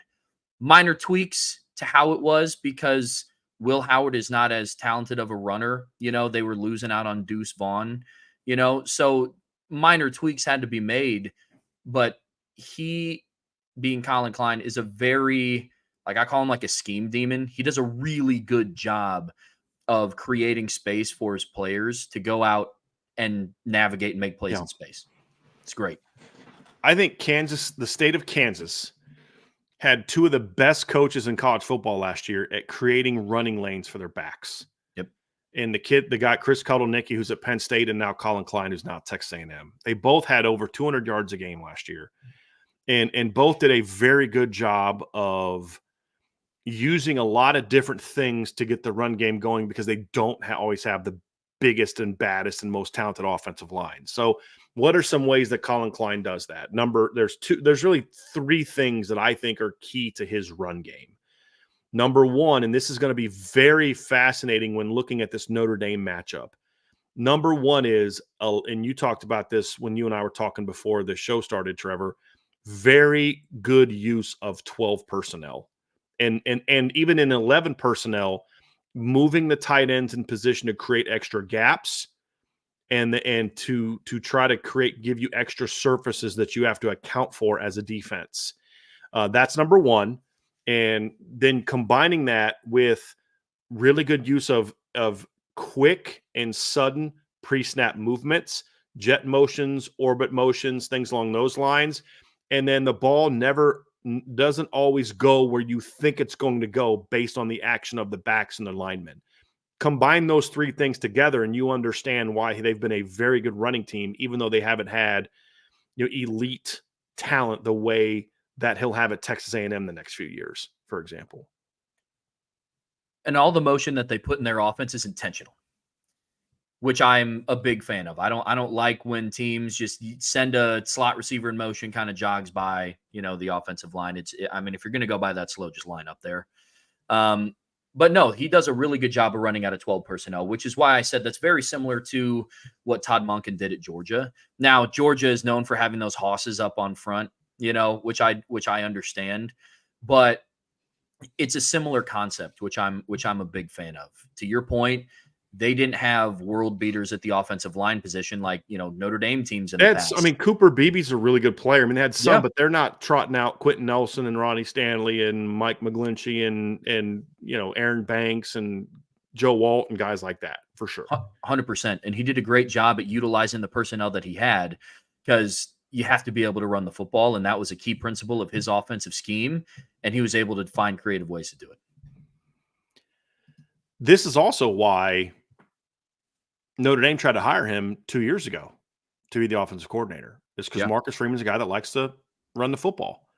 And this is one of the more creative offensive minds in the game. There's no surprise that his top 2 picks for OC that year were Colin Klein and Andy Ludwig, 2 guys that have very creative run the football teams, right? Because he understands as a defensive coordinator how challenging it can be to defend all those extra surfaces and the motions and the shifts and the misdirection and things like that, specific into the run game, a lot of inside zone, but also a nice mix of pin and pull stuff. They'll do quick wraps with their backside guards and tackles. They'll do straight pin and pull outside stuff, toss, like toss crack, toss sweep, buck sweep, things like that. They'll run a lot of read zone, where if you try to crash too hard on the backside, get a lot of extra surfaces front side, protect the backside with your quarterback, especially in the red zone. That's why Will Howard only had like 300 some rushing yards last year, but had 9 rushing touchdowns, because they love to run the read zone in the red zone. A very creative run game too, that you just can't pin your ears back and crash, downhill in the A and B gaps and shut down their run game, because they'll get some of those balls outside of you. And if you're not disciplined at the linebacker, and I'll say this, they put a lot of stress on the linebackers in the secondary in the run game with the way that they get at, because sometimes they'll just kind of take the linebackers out a little bit with just the surfaces and then this blocking scheme and say, you're going to have to get your DBs downhill and stop us on this particular play. It puts a lot of stress on linebackers, defensive ends having to trust their eyes a little bit, because there's so much happening before the play. They'll send a slot receiver in an orbit motion, and then you'll have running back lined up on left side, and, you're reading backside defensive end on a read pull, right? And so it puts a lot of very aggressive defenses almost at a handicap. And I don't want to call it like a triple option team, but there's a lot that is thrown at you pre-snap that you have to be ready for, not just one certain thing. They're not good at running the ball because they lined up in, the I formation and they're in 22 personnel and that it's coming. That's not what made them so good at running the football. But Colin Klein would have been a great fit at Notre Dame after Tommy Rees left, with, Notre Dame being a very much a 12 personnel team and our ability to run the ball. I mean, you give Colin Klein a running back like Audric Estime, I mean, he's having a field day. So it's going to be interesting to see how that all plays out with Texas A&M. So, what I'm glad we didn't have to see is Sam Hartman trying to run Colin Klein's offense. That would not have gone as well as hoped for, but it would have been fun to watch Riley Leonard, for example, run this kind of offense. And I'm very curious to see how Connor Wegman's going to fit into this offense. Yep. Because I actually thought Connor Wegman ran the ball well in high school. He's not a runner, but he can run. I see him being very much in the Will Howard type of quarterback in this offense. They didn't do a lot of that with him last year at A&M, but I think he can do it. Now, I don't know what kind of work they've put into getting him into the run game in this offseason, but I'll be shocked if they're not doing some of the same things with him that they did with Will Howard last year. It wasn't complicated. They weren't running a lot of power read with Will Howard. It was a lot of read zone stuff, quarterback draw stuff, where you got a good athlete who has, can read a defense and then make a decision and pull the ball and run and gain 12, 15 yards and then just go down. I think that Notre Dame will need to be prepared for that. Absolutely be prepared for having – this isn't going to be last year's A&M offense. And it's also not going to be what it was with Adrian Martinez or what it was when Avery Johnson was in the game last year. It's going to look a lot like, in my opinion, run game-wise, what they had when Will Howard was in the game. Not a dangerous running threat, but you have to be aware of it, because if you don't respect that backside pull option, he'll pull it and there's nobody there and he runs for 12 yards. Easiest 12 yards pick up in your life. Have to account for those type of plays in this offense. Yeah. Will Howard is definitely a guy that if you need 7 yards, he'll get you 10. If you need 20 yards, he'll get you 10. With that style of offense. And I don't think Connor Wegman is known as a dual threat guy. He's no Riley Leonard athletically by any means. But one advantage that I do think that Notre Dame's defense has is they just got done watching this with a more athletic quarterback all offseason, which I think is going to pay a lot of dividends on Saturday. But no, I do think that they need to be prepared for a little bit of that backside zone read where Wegman could pull it. I mean, I think it'll come into play in the red zone, because that's when Colin Klein is the most comfortable calling that. And I think it also down and distance situations. Third down, third and short, you can see it. I think those are two down and distance scenarios where I think that you have to be wary of the quarterback's feet, regardless of if he's a world beater and a world-class track athlete or not. Going to see a lot of RPOs in this offense as well. Yep. A lot of stuff where they're going to try to hit those quick slants, glance routes, seam routes. They're going to hit the backside of the backfield a lot. Check downs, wheel routes, angle routes, things along those lines. You're going to see some of that stuff out of this backfield. They're going to throw to the tight ends more so in some of the play action, bootleg type of stuff. They didn't really throw the tight ends a ton in regard to like down the field until really last year. They did a little bit more of that last year with Ben Sinnott, but prior to that, it was more, hit those the overs, the crossers, the slide stuff. But last year, their best weapon in the pass game was their tight end. So again, there's an adaptation to what they do in the pass game, but a lot of bootleg stuff, a lot of motion stuff, a lot of RPO stuff, and they don't run a ton of pure drop back, or at least they haven't. A lot of their pass game is built off their run action, which is why if you can shut down the run game early, you have the chance to have some success. Because I do think a lot of what they do in the Colin Klein, I don't believe, is a quarterback coach or an offensive coordinator that wants to just drop back and throw the ball 25 times out of pure drops. If he's going to throw the ball 30, 35 times, you're going to have maybe 10 pure drops. Rest is going to be RPO, quick game, movement stuff, play action stuff, RPO stuff, which can make it a little bit harder to kind of get to the quarterback in some of those instances. But that's something where Notre Dame is going to have to be prepared to handle and play with a lot of stuff. Like last year, Kansas State only gave up 17 sacks all year. And a lot of that had to do with the fact that the ball just kind of gets out kind of quick. And if you can jump some of that stuff early, like Missouri did a pretty good job of this at times, they would take away the quick stuff and allow that blitz to get up the middle and get him on Will Howard on his heels. And then he would make mistakes. He had some incompletions. He threw an early pick on that kind of play where he sails a little check down to the running back, gets picked off. So I think those are things where I'll say this. He's more creative, in my opinion, with the run game than he is with the pass game. The pass game is a complement to what they want to do running the football, in my opinion. Now, it doesn't mean there's not some good stuff there, but it's really centers around what they do with their movement and their run game. If their run game struggles, their pass game can struggle against good defenses, in my opinion. And that's going to be a key for Notre Dame is force them to be more reliant on their passing game. Colin Klein's a coordinator that absolutely likes to take calculated risks. He wants to maximize how efficient his offense can be, which is why they got the ball out so quickly last year. Giving up 17 sacks in the season is pretty good for being a school that's not known for having 5 hogs up front at the offensive line, right? I think that, how he tailors his offense, getting his playmakers into space, that's what makes them so successful. But that all starts with running the football. And I think, to your point, if Notre Dame is able to stuff that early and get Connor Wegman and get pressure, which is, I know we'll talk more about this on Thursday in Keys to Victory, pass rush, front seven is going to play a huge role into what happens on Saturday. Now, I'm interested to see what the personnel at A&M allows him to do throwing the football, because he didn't really have, I don't say the kind of athletes, because he had good athletes. What I mean is more so he didn't have the kind of size that A&M has very often at receiver. A lot of his receivers were 6'1" or shorter. I mean, I'm looking at their top 4 pass catchers last year, top 5 pass catchers last year.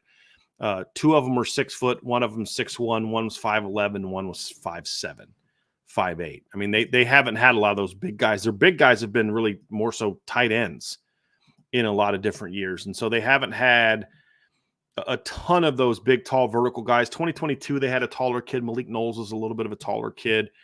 But it's been a lot of the quick, shifty guys, and that this offense needs that. That's why they got Cyrus Allen out of Louisiana Tech. It's that 6-foot kind of guy that can stretch the field, can do stuff after the catch.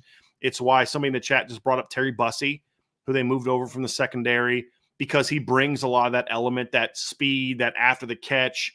You want to get guys in space, as you mentioned. They need that. but he also now has some of those big, tall guys on the outside of the passing game.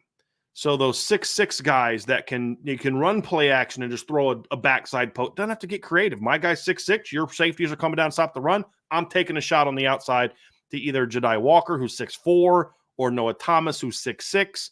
He didn't really have that type of weapon at Kansas State. I'm curious to see how he's going to be able to use that type of weapon at Texas A&M, and how quickly can they incorporate that into what they do. I think it's going to make them even more of an effective run team. Having that kind of size at receiver, one of the downsides of being a smaller, shiftier guy as a receiver is you're not really known for your run blocking skills. And my old quarterback coach, back in high school, he always used to say wide receivers own the big play. And that does not just mean you're the guy streaking down the field 45 yards and you're wide open by 10 yards. It is your ability to block down the field. And I look at a guy in Noah Thomas who's 6'6", 200 pounds, and in Jedi Walker who's 6'4", 205.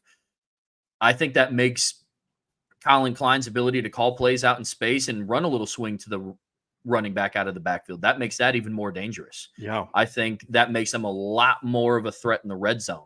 Not and that you don't have Cam Hart as your field corner anymore, who was great at shutting. I mean, Clemson tried to do that to Notre Dame in 2022, and Cam was like, nope, not today, brother.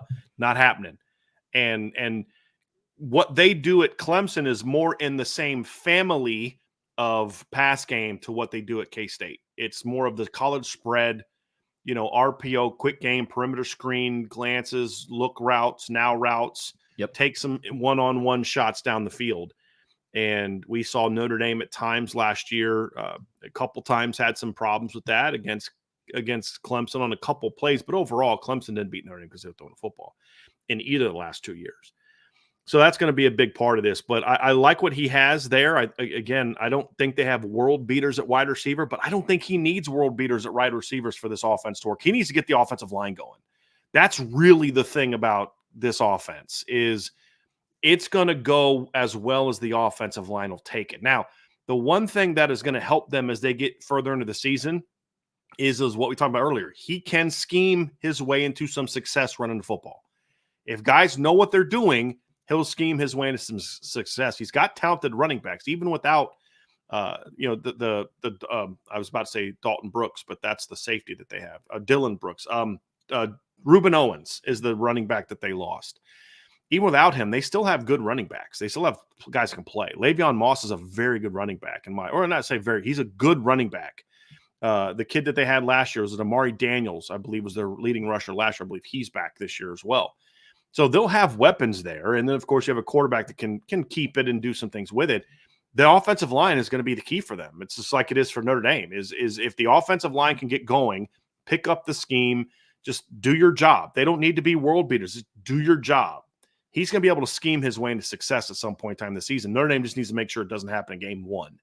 But this was a great hire for Mike Elko for that reason, because Jimbo's offense was so predicated on the way he ran it. He thought he was an NFL coach. It required having big-time receivers. And A&M just hasn't had big-time receivers. You think Notre Dame's on a bit of a down streak when it comes to producing NFL tight end receivers? Go look at A&M's lack of success producing NFL wide receivers and just good receivers in a long time. I'm actually going to go look at that. When was the last time Texas A&M? I bet you, Ryan, if you're still in the chat, do you remember who the last Texas A&M wide receiver was that was drafted in the NFL? I'm actually going to look at that. Anais Smith in the 5th round last year. Prior to that, 2018 with Christian Kirk was the last time they had a receiver drafted in the NFL. So, I was going to guess Christian Kirk. 23 to 2018, they didn't have a single wide receiver drafted in the NFL draft. So that's been a problem. In Colin Klein's offense, I don't think you necessarily need that. Recruit big boys, recruit some backs that can play, and recruit dual threat quarterbacks. Well, guess what the state of Texas produces a lot of? Big offensive linemen, running backs. I mean, he's a Kansas State guy. He's been at Kansas State all but like 1 year of his post-high school life. but he really is a good fit for success at a place like Texas A&M. I really do believe that, because what he wants to do offensively is exactly what they can recruit a lot of at Texas A&M. And I think that's going to help him, not only this season, but especially moving forward when they can kind of get their stamp on this roster. Offensive line is going to be a big key to how successful they are going to be. And I don't want to dig too much into the stats from last year because it's a new regime. I mean, it's tough. The one thing that I will touch on is, much like Notre Dame, the success on Saturday specifically is going to come down to how well both offensive lines play.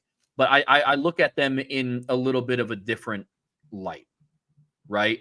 For Notre Dame, it's how good is our offensive line going to be, because we don't know. We haven't seen it. Right. And for Texas A&M, it's going to be, are they going to be consistent? They have 111 returning starts on the offensive line, which is great. But in the last 2 years, they've had 10 different starting lineups. So I'm going to be interested to see what it looks like for them under Colin Klein, because I do think that some of their offensive line, because it's SEC ball and we know how big linemen are down in Texas, their offensive line, one thing that jumps out on paper is they are massive. But I think based on the scheme that they were in the last 2 years, I just don't think they were set up for success that well.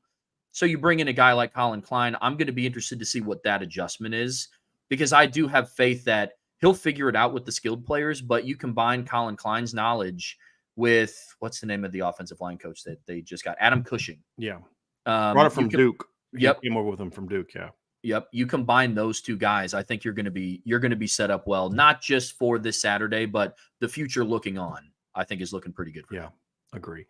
For Notre Dame, it's real. That's the key, though, is you've got to control the trenches. When Colin Klein's offenses have struggled, it's because they get beat in the trenches.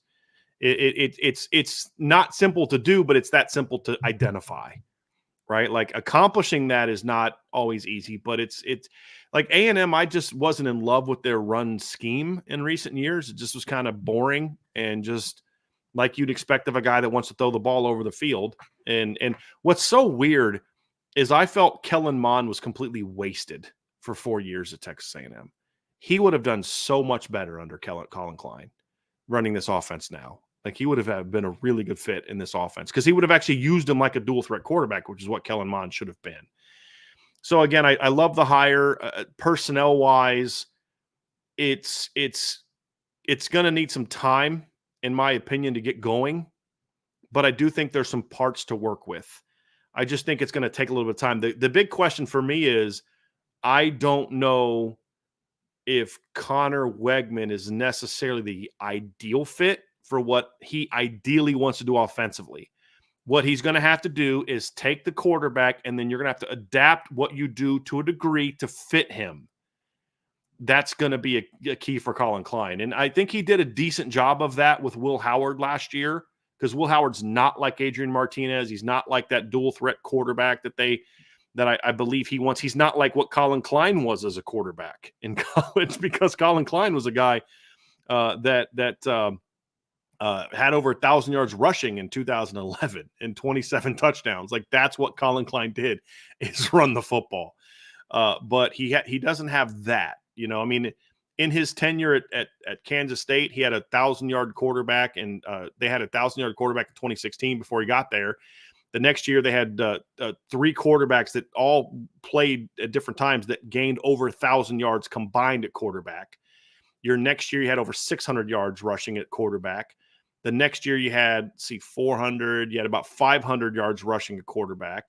The next year, you had only about 400 yards rushing at quarterback with Will Howard and Skylar Thompson. The next year at running back, you hardly ran the ball at all with Will Howard and Skylar Thompson.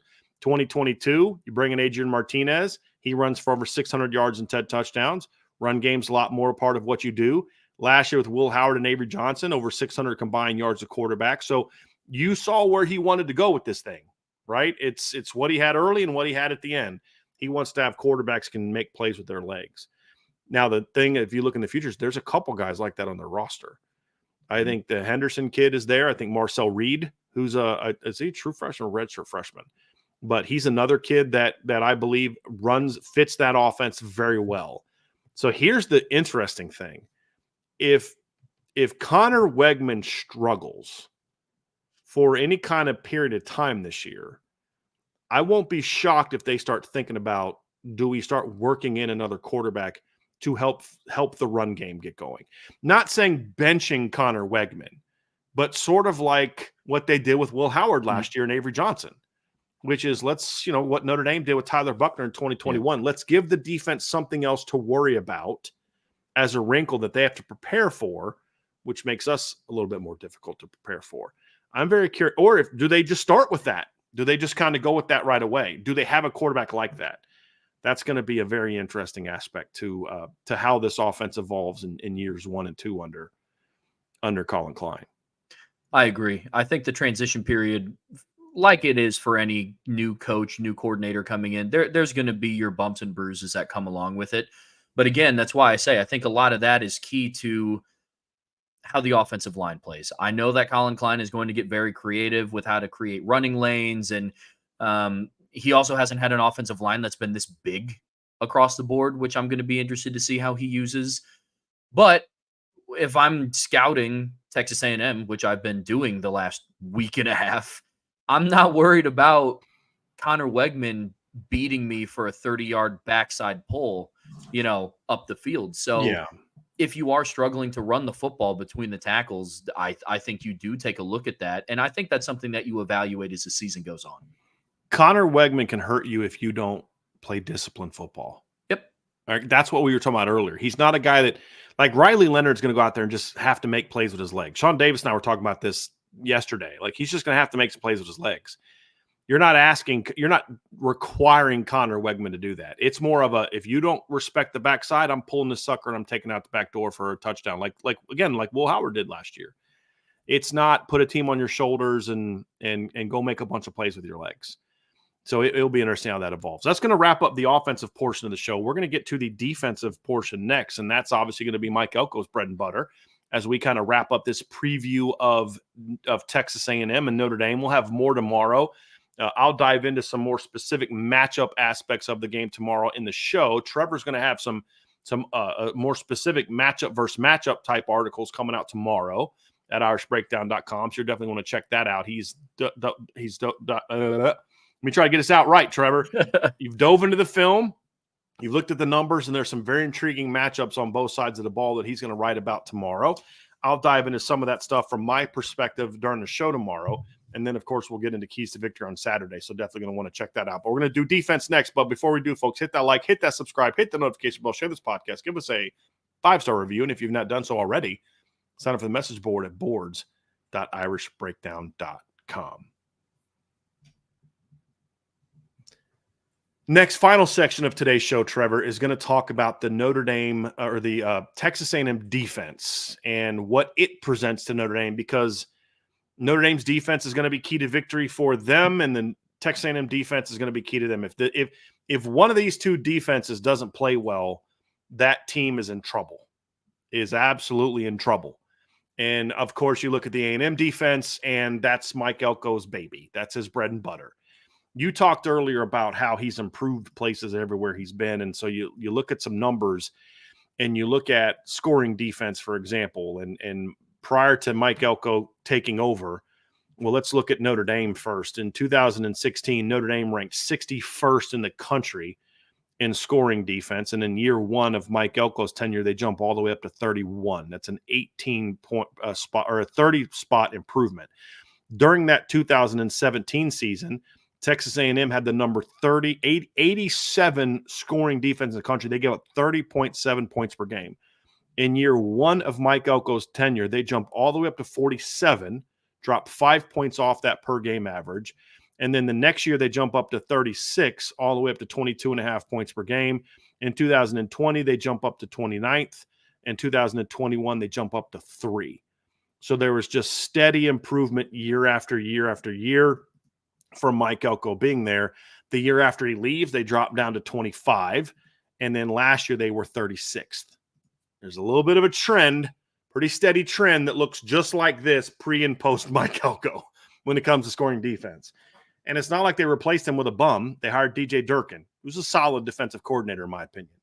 So he certainly has done that. You look at what they did at Duke during his tenure as well. Trevor, it's the same story.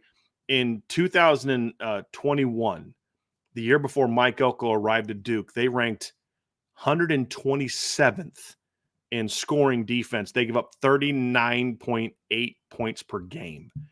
In his first season at Duke, they jumped all the way up to 31st and only gave up 22.1 points per game that season. And last year, Duke ranked 16th in college football in scoring defense. They ranked ahead of Texas A&M in scoring defense by 20 spots with no 5-star defensive linemen. No, now they got some transfers came in, including a guy that came in from a couple guys, I think, from A&M. But the point is, this guy knows how to build really good defenses. And you know what? He's going to build really good defenses at Texas A&M. Unless for some reason in this past offseason, Mike Elko forgot how to recruit and develop defensive teams, they're going to be really good on defense in Mike Elko's tenure. The question that I have is how much responsibility does he give Jay Bateman to run the defense? That's going to be my big question, because Jay Bateman is one of the most polarizing defensive coordinators in the business, in my opinion, because there's some people that absolutely think he's a really good defensive coordinator, and they'll look at the success he had at Army. And then there's other people like me who don't think much of Jay Bateman as a defensive coordinator, and they're going to look at his tenure at North Carolina and his last couple of years at Florida and question that. So who is Jay Bateman? Is he the guy that had the really good defenses at Army, the guy that had the awful defenses at North Carolina? I have a bit of a biased opinion of this that don't really need to share again because everybody already knows it. So that's going to be the interesting piece. Is Jay Bateman running Mike Elko's defense? If he is, then I think he'll be fine. If Mike Elko's kind of turning the reins over to Jay Bateman, then I think that's problematic. But knowing Mike Elko like I do, I think he hired Jay Bateman to run his defense and the things that they believe in, just like he had Tyler Santucci run his defense. Those principles are going to stay the same. The foundation of that defense is going to stay the same, which is why I think ultimately they're still going to be really good on defense. And why I don't say, like, if you're to tell me you knew that Mike Elko took a completely hands-off approach from the defense, I'd be like, Notre Dame's going to win this game easily. But he's not. That's not who Mike Elko is. So he's going to still have his fingerprints and his DNA all over this defense for the Aggies. Bateman is the defensive coordinator at Texas A&M per Mike Elko's requests. That's how I like to think of it, because I like that. That's how I look at Bateman, right? And I think that, to your point, Bateman has a good foundation back when he was at Army, but then he gets up to that more Power 5 level of what he did at Florida and what he did at North Carolina, and you got more of a bigger sample size of what he's able to do when he gets fully handed over the reins. And I think with some tailoring to what he does, I think he could be a pretty decent defensive coordinator. Enter Mike Elko, right? Like that's where he comes into play. And now you're getting the star power of what Texas A&M has to offer on defense, especially in their front seven. But I think that, especially for the first year, this is very much going to be a Mike Elko defense. Just under defensive coordinator, it will say Bateman on their roster, and that's who will be on the sideline or up in the press box. I think that's how their system is going to be catered out. I also have to think that Mike Elko clearly knows something about Jay Bateman because they've worked together before. They've known each other for 20 years. I believe they were on the same staff at Richmond back in the day. So there's obviously, and he can recruit. And so I expect this to be a very good defense. And let's talk about what makes Mike Elko's defenses effective. The biggest thing, there's two things that Mike Elko really emphasized at Notre Dame that I thought were really impactful. One is he is big time into being assignment correct at full force. He's not someone who has done a lot of exotic stuff in his tenure. You know, him and Al Golden don't really come from the same type of philosophy defensively from a X's and O's standpoint. I think they're very similar in philosophy from a what's the principle we're trying to get here, which is we're going to try to occupy every gap with full force and basically take, and just create disruptions on your team. Now, Mike Elko is not a guy that I felt has ever been someone who necessarily obsesses over we've got to have 120 tackles for loss and we've got to have 50 sacks and that type of thing. There's a different type of disruptions that I think Mike Elko focuses on. And it's more so about just disrupting the ball. And you can do that a lot of different ways. You can do that with tackles for loss. You can do that with sacks. Obviously, you can do that with interception, but there's a lot of other things, just forcing the ball to get put on the ground, forcing the ball to get, tipped passes. They would do a thing at Notre Dame when he was here, Trevor, which I really liked, which was they would have full turnover circuits, and they would have the whole defense focus on turnover circuits. I'm actually going through the numbers. I think 18 they ranked in the top 15 in tackles for loss, and outside of that, they were like never a top 25 team. It was about, you look, everyone get to the ball, impact the ball, breakups, tip passes from D linemen. They would practice that stuff every day. Coming up from behind, it's not enough to just sack the quarterback from behind. If you're coming up from behind, get the football, get your hand on the football. Very into disruptions, pass breakups, tips, forced fumbles, interceptions. It's about getting the offense out of rhythm that way, but not doing it where I'm trying to outsmart you. Because if you outsmart the other coach, there's a chance you're going to outsmart your own players. Yep. And that's where you can get into trouble. So it's about do your job with full force. They're going to be physical. They're going to fly downhill. They're going to be disciplined. Now, they will do some creative stuff on the back end with their safeties and corners. Who's going to trigger, who's in the box, who's dropping, bringing corner fires, bringing nickel fires. They'll get creative with some of that stuff. But in the front seven, it's about do your job and do it hard and do it fast. And you're not going to see them run a million stunts. They don't run a lot of exotic blitzes. They will on third down. A lot of teams do that on third down. But on downs 1 and 2, it's do your job and do it with force. To do that, though, you need a specific type of player. I actually think he inherits a Texas A&M roster that up front has what he wants on the D-line, which is he wants big, long, tough, physical kids. Now, the physical part they've got to learn because they weren't really part of a team that emphasized physicality before, but they have the talent to be physical. Shamar Turner can be a disruptive player with proper coaching.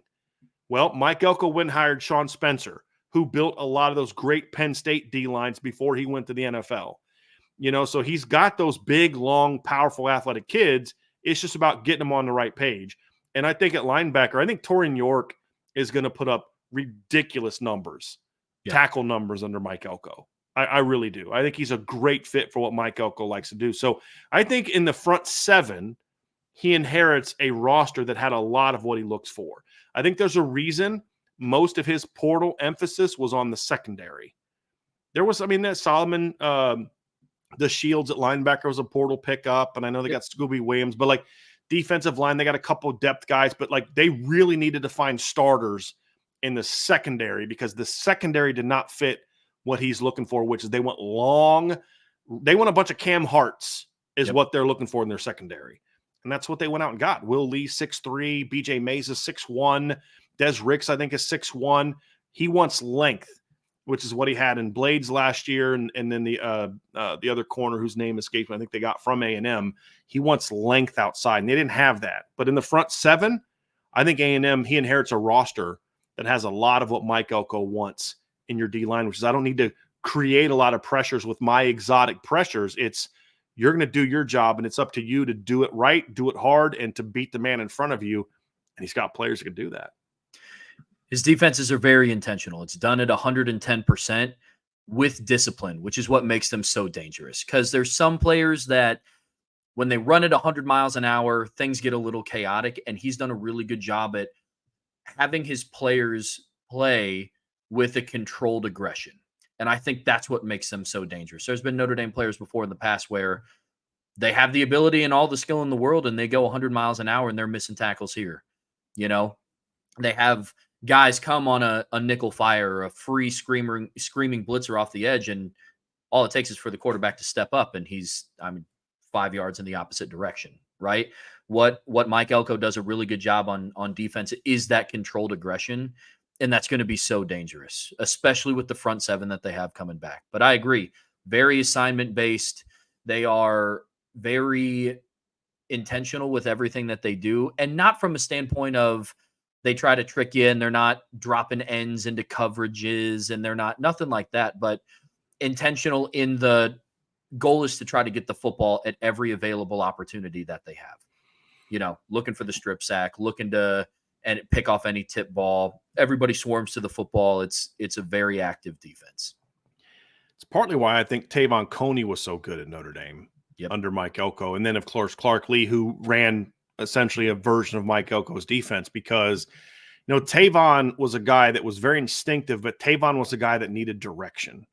Yeah. And he was a guy that needed to be kind of told, this is what you're doing. You're going to do this and you're going to do this. And Tavon was not a guy that was a self-motivated player when it came to doing things a certain way. And under Mike Elko, I mean, his game exploded. I'll give you an example. Just looking at numbers, look at some PFF numbers. In 2016, the year before Mike Elko arrived, Tavon Coney played 251 snaps against the run. He had 30 total run stops and 5 missed tackles.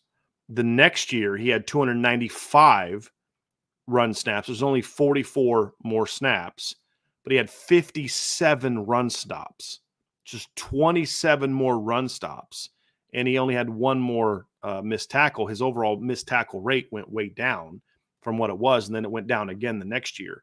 So he was able to take a kid that had instincts and had physicality and force, but needed direction, and he could point him in the, say, this is how we play. And I think that's why Tavon thrived. It is a defense that needs linebackers to make a lot of plays. And that's what I don't think he always had at Duke, to be honest with you. He didn't have the talent linebacker. That was the missing piece, in my opinion, in his defenses at Duke, was having those impact linebackers. I don't know that he has it now outside of Torian York, who's a good football player. That's going to be a big key for him in the future, is he's going to have to go recruit some linebackers that are just really fit that impact production inside. I mean, you look at his 2017 defense at Notre Dame, man. It's like they're top. This is a crazy stat, by the way. I've always found this really fascinating. Their top 4 tacklers on their 2017 defense were all linebackers. Drew Tranquill, the Rover, and then Tavon Coney had 116 tackles. Niles Morgan had 92 tackles. Drew Tranquill had 85 tackles, but then Greer Martini had 75 tackles. So tackling machines in Mike Elko is, I think, and if you remember the Wake Forest defense, he had Brandon Lee, the linebacker he had at Wake Forest, who had a bunch of tackles in 2016 before he came to Notre Dame. And so that's something that I do think personnel-wise is missing. To the level that I think ideally he wants to have it is that linebacker. Markel Lee is who it was. So he was very good, and his Rover was very good. Also had Jesse Bates. Speaking of Mike Elko's ability to identify talented players, he went out to Indiana, got Jesse Bates, who turned out to be a heck of a player. You look at Markel Lee. You look at Duke. What was Duke's? Jofer. It's my best guess at producing his last name. Really good football player. He recruited NFL players to Wake Forest. Think about that, right? I mean, not exactly a program known for producing a lot of NFL talent on defense. Sure. And he did a very good job there, and he'll do the same thing here. But that's the one thing that that the roster still needs more addressing is linebacker. I think they'll be fine recruiting secondary at A&M. That won't be a problem. But linebacker is going to be a spot where he's going to have to put in some work to get some of those top linebackers that right now are going to Texas. Anthony Hicks, who's the kid they got the other day, it was a James Williams, the guys like that they're just not getting, that right now Texas is getting, or Oklahoma's getting, or they're leaving to go to other SEC teams. Those are some of the wins he's going to have to start getting on the trails is at that position. Yeah, I agree. That's where he's going to have to continue to build on. But for this year, I love where his foundation is at. And I think that's what's going to make him such a scary head coach this year is you can look at years past, and arguably outside of when he came in at Notre Dame in 2017, he's done significantly more with significantly less than what he's getting on that, at least on the defensive line and on the defensive front at Texas A&M. And I think that's what makes this so interesting and what's going to be fun to track even after this Saturday, because I really like Mike Elko. And he had a quote in his press conference about Riley Leonard where he was like, yeah, this week we got a game prep for him, but weeks 2 through 13, I'm going to be rooting for him. And that's kind of how I feel about Mike Elko. I really like him. And so I think it's going to be interesting to see what their progression is going to be when they do play Texas later this year and what that's going to look like for them. So there's a reason, Trevor, I predicted them to beat Texas this year. Like I did. I went on record as saying that because I think this is going to be a much more dangerous team in late October, November than they are in September. Doesn't mean that they're not going to be damn. I mean, look, they can beat Notre Dame. I think I'm going to predict Notre Dame to win tomorrow. I won't give you the score or why or all that, but I've never hidden the fact that I think they're going to win this game. But I've also said, Trevor, this is not a game I would want to play in week 9. Because I think that's when they're going to really kind of be getting into this flow of what they're going to ask these guys to do, especially on defense, but even on offense, in my opinion. Yep. You know what scares me about this matchup, Trevor? You know the biggest concern I have? If I had more faith in Joe Rudolph, I would really not be worried about this game. Mm-hmm. I really wouldn't, because I keep going back to I think Notre Dame's going to win. I like the matchup, but I keep thinking back to how the Duke D-line just physically kicked Notre Dame's butt last year. And to your point, this is a bigger, more athletic, and more dynamic group of defensive linemen. If they can get them to play as hard as last year's D-line did, and Notre Dame's offensive line doesn't answer the bell, which they didn't last year, that's how you get beat. Honestly, that's how you get beat. And that's my one big concern about this game is, can Joe Rudolph get this line prepared to physically play the way it needs to? Toughness, assignment correctness for 60 minutes. That's because I know that Sean Spencer and Mike Elko are going to have this defensive line at A&M playing at their best on Saturday. I have no doubt about that. None. It's one of the biggest mismatches, I think, going into this Saturday is, a lot of people will talk about the experience gap, which, I do think that there's some truth to that. But I think one of the bigger gaps is going to be Joe Rudolph prepping an already young Notre Dame offensive line versus a very experienced defensive-minded head coach and an experienced defensive line at Texas A&M. I think that last year at Duke was that was tough. I think that there's too many factors that went into that game, because there's some people that talk about, well, it was the hangover loss from Ohio State, and which to some degree, it's fair to at least acknowledge it, right? Sure. But regardless of whether you won or lost that game, you have another one in 7 days, which still speaks to the preparation of what went into that week of practice and how much of it was, hanging your heads, and how much of it was, really gearing up, because that's the life of a college football player. Whether you win or lose, you have another one given outside of a bye week in 7 days. Mm-hmm. And it's time to go. So, which is another reason why I am happy that we do get this Texas A&M matchup week 1. But I'm with you. I'm going back and forth on it, because I want to believe that Mike Denbrock is kind of coming over the top and doing the things that he needs to. I mean, he's a smart coach. He knows he has to get the ball out. I don't really see Riley Leonard doing many 5-7 step dropbacks and just camping out in the backfield. So we'll see. And it's not even so much that I'm worried about Notre Dame being incapable of playing well up front. It's like I watched this line go toe to toe with Ohio State last year. And then I watched him just get physically whipped by Duke for an entire game and Louisville for an entire game. It's just about what version of this line is going to show up. That's my big concern with Joe Rudolph. Is it the line that we saw against Ohio State, or is it the line we saw the week later against Duke?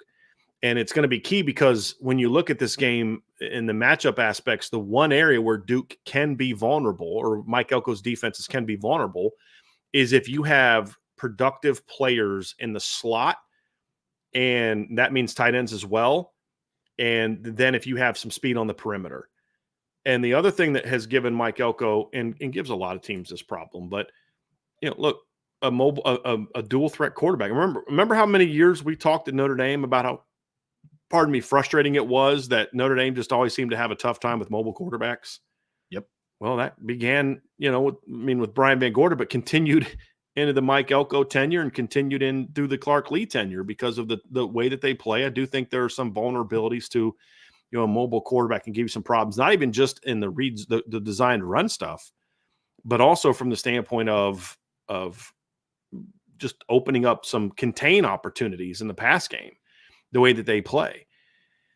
And so, so like little things like they'll take a rolled down safety and just fly into the middle of the field. Well, if that linebacker loses his gap, then there's nobody there if they don't get to that quarterback. I mean, there's just things like that can create some problems.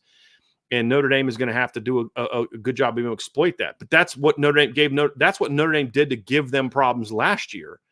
Is Notre Dame had some opportunities throwing the ball down the field and up the seams. Mm-hmm. They could not cover Mitchell Evans over the middle of the field. Now, that's partly personnel, but that's also partly the scheme in that game. They had a big-time problem that last season. They had guys open. Tobias Merriweather's got to come down with a couple of those balls. Sam Hartman overthrows him. I mean, the post route was there. Yep. There were opportunities that they didn't hit last year that they're going to need to hit this year if they're going to have that success. The good news is I think Notre Dame has the personnel to be effective in those opportunities and to thrive in those opportunities. And we're going to see if they can take advantage of it. But, like, for example, one thing that hurt them last year, they didn't have Jaden Greathouse against Duke last year. I think that mattered. I think that factored into that because you had that complementary slot piece that can work the middle of the field in the ways that they had Chris Tyree, but it's a different type of work the middle of the field where I think they're vulnerable. It's being able to get ISOs on their backers and their nickel and their safeties, and that's where you can have some success. And if you can then have success, that gets their safeties down, and that opens up some of those over-the-top opportunities and outside opportunities that are there. And depending on how they're going to play, because sometimes they'll play kind of straight up off on the outside, and then other times they'll kind of take play that inside, not going to let you have it. And okay, well, that's fine. When you're doing that, you're not getting safety help. That's where you've got to be able to have the speed outside to say, okay, we're going to kind of run by you a little bit. And take some of those opportunities. So there are going to be, as I've said before, there's going to be at least 4 or 5 opportunities in this game where a deep shot is going to be there either because it's there or because there's an opportunity based on the coverage they show. You've got to be savvy enough as an offense coordinator to get the calls made in those situations. And then when they're there, Riley Leonard's got to get the ball out. They got to make the plays, and he's going to need the time.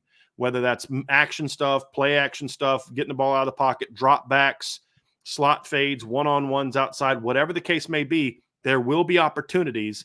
Notre Dame's going to have to hit those because if you can hit some of those opportunities, especially early, that then loosens them up a little bit. They can't bring their safeties down and put 8-9 guys in the box like they did against Notre Dame last year. That's where you then start getting some of those gash opportunities. Mm-hmm. And that's kind of what Miami did to Notre Dame in 2017 is they started hitting some of that stuff over the middle of the field. They started getting those gash plays on Notre Dame. And that's what helped them on top of some pick sixes and poor offensive play to kind of help that game get a little out of hand in the second half. And that's going to be a big key in this game. And that's where I think Notre Dame is built well to personnel-wise to go at this Texas A&M defense. I agree. Absolutely. And one of the biggest differences where I think Notre Dame is set up really well is we have such a diverse offense that we are now capable of attacking a defense in multiple different ways. It felt like in years past, and for whatever reason, especially last year, everything had to be executed at a 110% level for this specific thing to work. And I'm not saying that because we have a deeper skilled position or a more diverse running back room or a mobile quarterback now that we don't have to execute. Notre Dame doesn't have to execute at a high level. I'm just saying the room for error grows slightly because you are multifaceted enough to where you have 3 different kinds of receivers in the same receiving room, and you have multiple of them. Whereas last year you had like 5 of the same guy. I love Audric. I love what he was able to do last year. He was Mr. Consistent. The guy averaged well over 6.5 yards a carry, and you knew he was going to get at least that every single time. Yeah. But what lacked last year was our ability to push the ball down the field consistently, because it almost felt like something had to be executed picture perfectly for us to take that shot.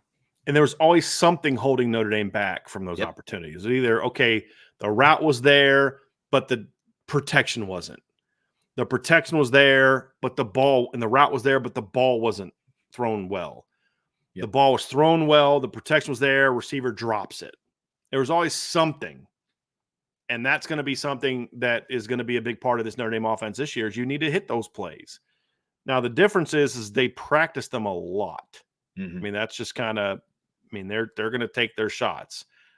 I want to see how competitive this Notre Dame receiver room is against this A&M secondary. That's going to be a big part of this game for me is that right there, because A&M is going to be tough. They're going to be physical. They're going to compete. That's just, we know that's going to be the case with Texas A&M. Can Notre Dame match that? Can they match the toughness? Can they match the competitiveness? If they can, I think Notre Dame has the better team right now. If they don't, then that's how you go on the road and get beat. That's the only reason Florida State lost to Georgia Tech. Georgia Tech was the tougher team, and they were the more disciplined team. That's it. It's not because they have a better roster than Florida State has. No. The NFL draft will show that over the next couple of years. It's not about that. They were the better coach team. They were the more physical team. They were the team that responded to adversity. Florida State goes right down the field and scores on Georgia Tech. No problem. We got this. We're fine. Let's punch back. Right? That's why they won that game. And Notre Dame's going to have to – that's how Texas A&M can beat Notre Dame, is that they punch and Notre Dame doesn't punch back. That's how Duke almost beat Notre Dame. Notre Dame was able to out-talent Duke last year. They played awful. They just out-talented Duke. You're not going to be able to out-talent Texas A&M and by playing the way you did against Duke. If you play the way you did against Duke last year, you're going to get beat.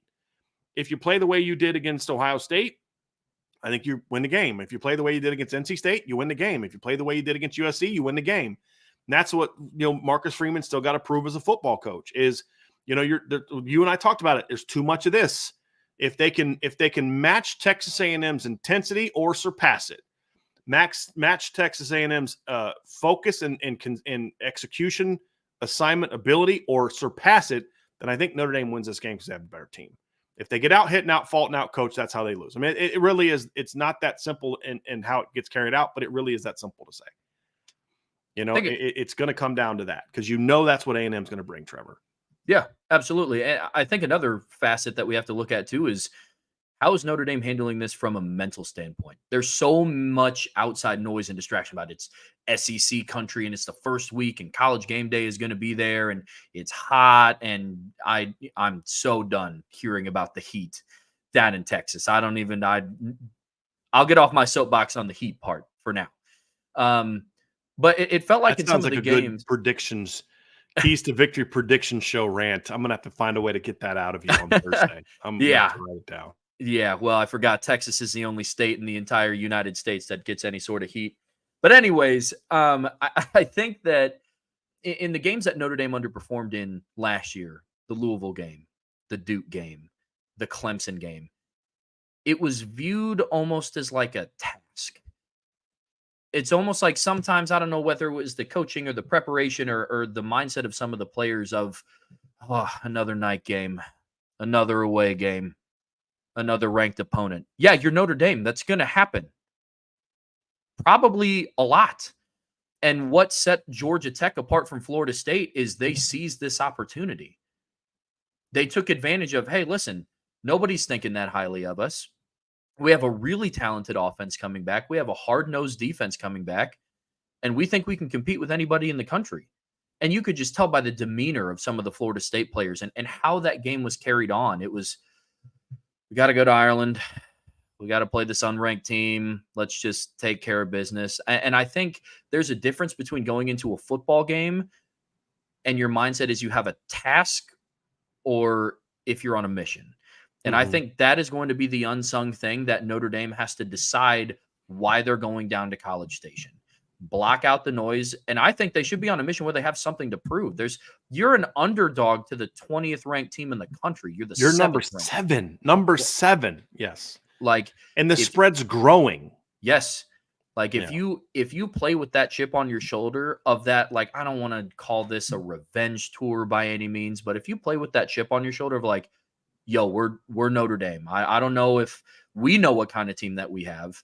I don't think Marcus Freeman's going to find out anything new about this team. I think it's going to confirm some things for him. Absolutely. But I don't think by any means he's going to learn something new about this team.